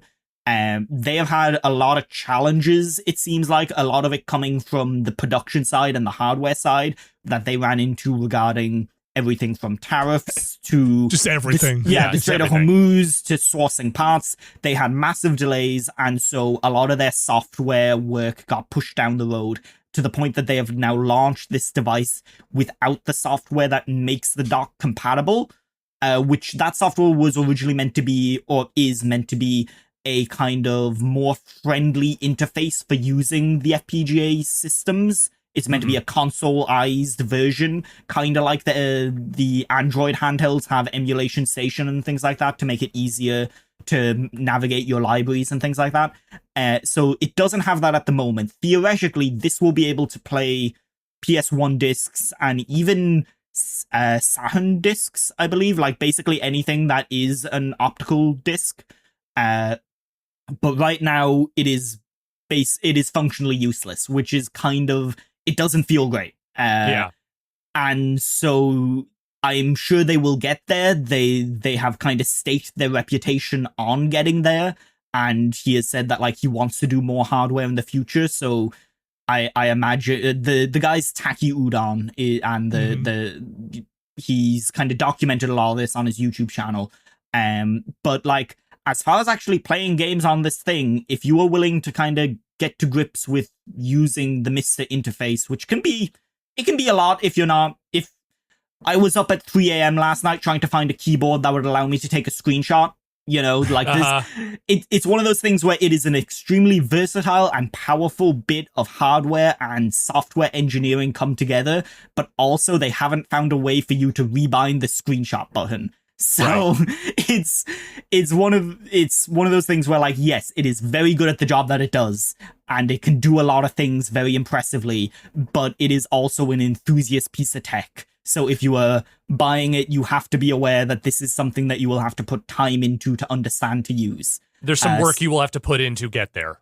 Yeah, but it's the state that like that the Mister program is in at this point is really impressive. They now have retro achievement support for almost all of the system, or for almost all the consoles, which is kind of nuts. Like, I was getting retro achievements for PS1 games, and like that was weird. But like they're continually building out abilities, and like they pushed that hardware probably about as far as it can go in terms of consoles, and what they could actually recreate using the current FPGA core that they use. But like the auxiliary stuff around it, that community is still developing a lot of very neat things to keep you using that system. And so I dove in and I started playing Parasite Eve last night, and that was really fun. That game rules. So I was looking into some of this before the show. Are they themselves working on a front end, like a console, or is that just coming out of the Mister community? That's coming out of Taki Udon and his team. The idea was they would have this front end ship with the console, and then you would be able to use that front end if you wanted on your standard Mister as well. And that hasn't materialized. So that's why some people are quite annoyed, and I do understand that, but they've been open enough with their communication, and they've been it's a grassroots enough thing that you're kind of like, I understand this, it's not great, and I don't feel great about it, but I'll wait for it to develop at least. I on the Reddit thread for this, I did see some people saying they found them in stores, like in a Micro Center. Wild. Yeah, like on a shelf. Take it with a grain of salt. I don't know. It's a post on Reddit, but there were pictures of people holding them. I don't think that would go well if you were the kind of person who would pick up, a 101 emulation box in a Micro Center and bring it home and it's an FPGA. I think that might be a bit out of your league for setting that up. Micro Center is a little bit more of the nerds tech retailer in the US. Like, there aren't a lot of them, and most people, like, that's where the straight up like grognards would go to get their shit versus like Best Buy or whatever. So I feel like that's not so crazy to me, but at the same time, I do hope they are like framing this as like, yo, this is not a plug and play. You can't just plug this in and just go. There's work to do. I believe the person that had talked to one of the people at the Micro Center was like, I think we might just be testing to see if we'll carry this in the future. Like if this thing moves off a shelf. But since it's sold out, people were like, where are you? What city is it? Where do I go? Yeah, how do I get there? Because again, for the price, it's still an FPGA, and it's around $200. And again, you could easily, I don't know what FPGA or the Mister is going for currently, but even when I got mine a million years ago, it was like $250 or something. I think you easily go up to $300. And it's the fact that you do not have to assemble it and figure it out is like, it's really nice, and it's nice looking. It looks nice. Yeah, you put it on your. How's the build? It's clearly 3D printed, but like it feels sturdy. It gets a little warm. It definitely runs a little hot in a way that enthusiast stuff does compared to something like a PS5 like a Steam or Steam machine, which has been industrial engineered out the wazoo. But it's not it's not crashing or anything. So yeah, it's very neat. Sold out currently. Do you know if there are plans to do more batches in the future, or is he like, I'm exhausted, we're done? I think he has said he wants to keep running the actual hardware business.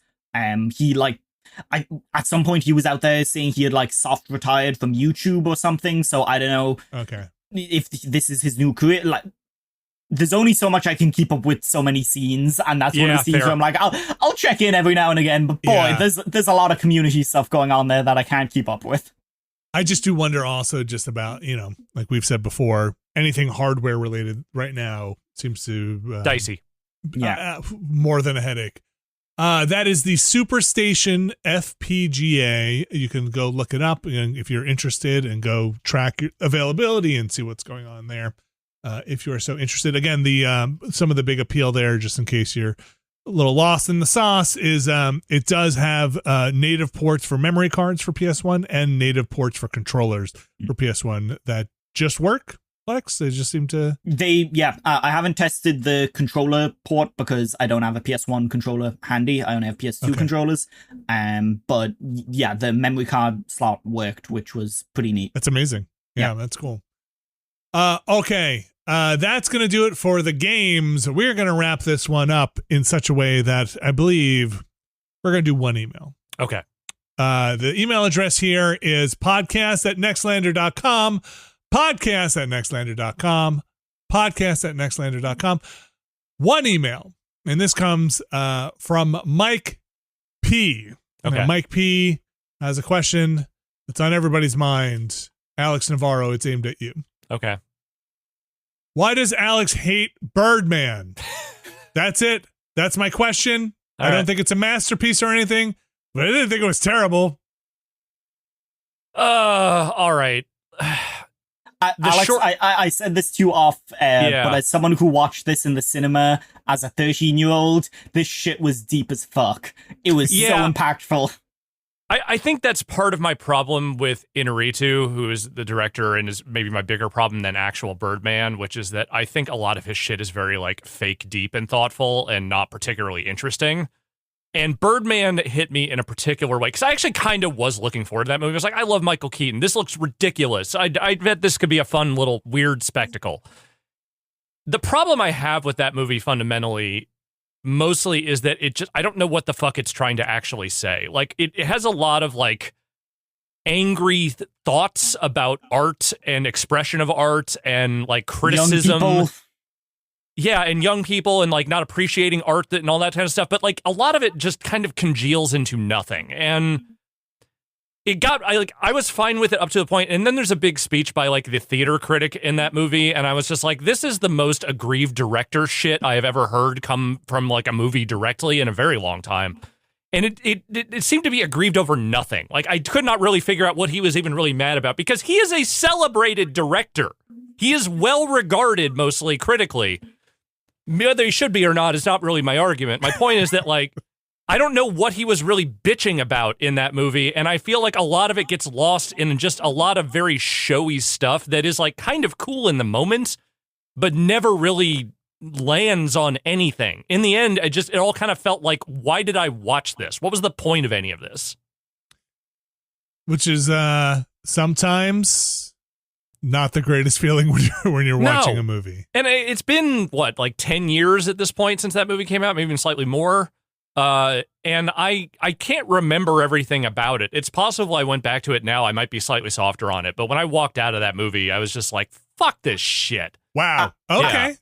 Alex, are you interested in his new movie, Digger, the Tom Cruise one? No, because I also gave The Revenant a shot, and I think The Revenant is, one, his best movie, and two, still not very good. So I'm kind of just not into him at all, I think. I reviewed that movie Beautiful he made with Javier Bardem. That movie's just fucking misery porn. So like I don't think there's anything he has to offer me as a filmmaker that I like. If you met him on the street, would you fight him? No, because I don't. There really aren't many. Question. I mean, I would probably fight Uwe Boll because that guy fucking sucks. But he would want to fight. Yeah, That's he would. the problem. He would turn into content somehow. But like, Inaritu, like, no, I think his art sucks. That's it. And I don't think I really have a real burning hatred for him beyond that. Well, I guess maybe he's the reason he had to give his little speech in the movie. I guess. I don't know, man. You're the critics, man. You're just like tearing down the art. You're just sitting there in your chair. You've never made a video. Oh, shit. This is really not about, like to me, there are plenty of filmmakers that have made, actually, I think, fairly trenchant criticisms of criticism and how, like, film critics, treat art and things like that. This was not that. I love that you answered this question and in the depth that you answered this question. It's the best. This is all just to the best of my recollection because all I have now is a lingering memory of walking out of theater and just going, fuck that.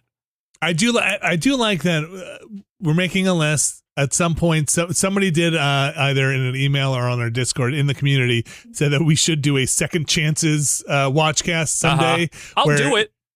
I don't hate it so much that I never will see it again. I wouldn't go out of my way unless it was for something content related, but it's not like I'm not offended by its existence in the way I might be. Devil's Third. No, God, no. You should do that second chance watchcast at the same time that you allow yourself to like reposition a few movies shuffle on your around. list. Oh, the shuffle the list, yeah. Of like, things have changed. I've been thinking It's about no longer this. bottom of the list. Yeah. Well, that is why does Alex hate Birdman? And you got the answer. Because I prefer Harvey Birdman. That's why. There you go. There's only one Birdman in his life. That's going to do it for the show. We're going to wrap things up here. An extended discussion about Microsoft, the state of what is going on. By the time we finish this, there's probably already more reports and news about what is happening across the greater video game industry.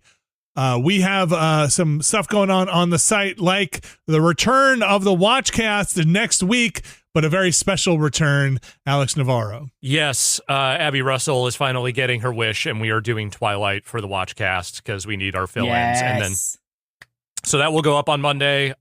We are probably just going to be trying to get some guests together for Watchcast going forward, which means that you might be getting announcements of what's coming week to week for a little bit.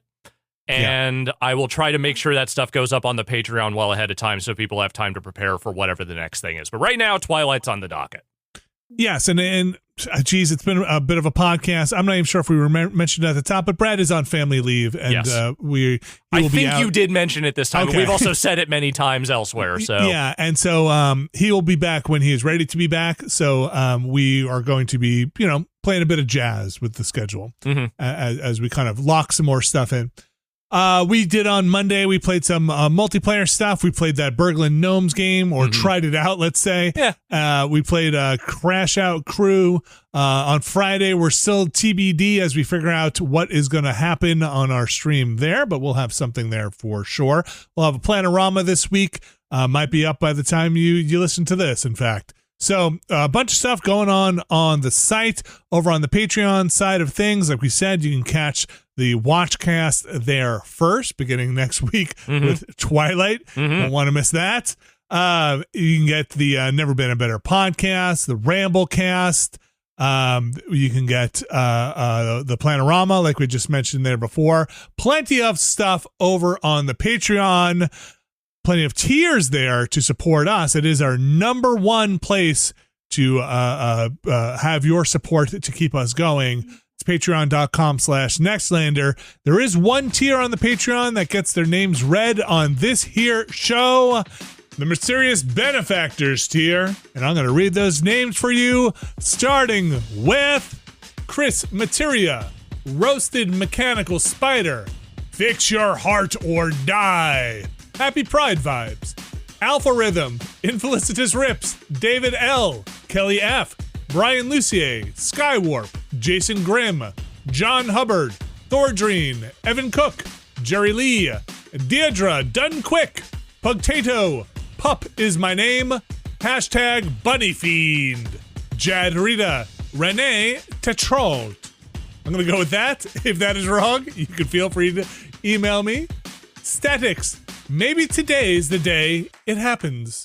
Brian Murphy, Randy Duax, Randy Alderson, Andrew Tiebkin, Alex Wu, It's Me JP, Edward Chick, Steve Lynn, Matthew Herrig, David Campos, and Tyler Treese. Thanks again to everyone who supported us. Thanks again to our mysterious benefactors. Whew, that's a podcast, folks. Yeah. Marathon. That's it. No, Marathon came out earlier in the year. This is why we bring you on, Lex. This is why we bring you on. I like that game. No, Lex, I like Marathon too. Yeah. It's just the puns.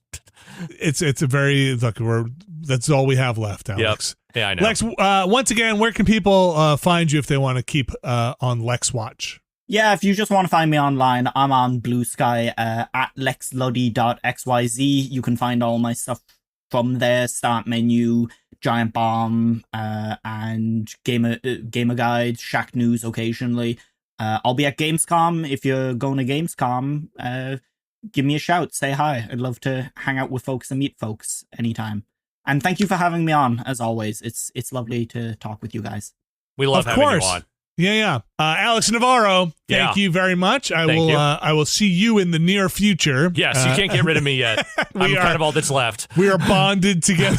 We are bonded together here as we make our way through all sorts of media. Yep. And if you want to look, I am genuinely curious. If you want to write into the podcast, I am curious, or message me on the Discord, how all of this, what you feel like this news with going on in video games has either made you feel about stuff, or people around you that don't necessarily follow all of this. Genuinely curious what the actual on the ground consumer buying public is feeling right now in terms of this actually getting out there or affecting how they feel about, let's just call them the brands out there. But for now, also best of luck to everyone affected by these massive layoffs and the gaming development community at large, as always. We are truly wishing for better as soon as humanly possible. Yes. Thanks a lot, everybody. Thanks, Alex. Thanks, Lex. And we'll be back next week. See ya.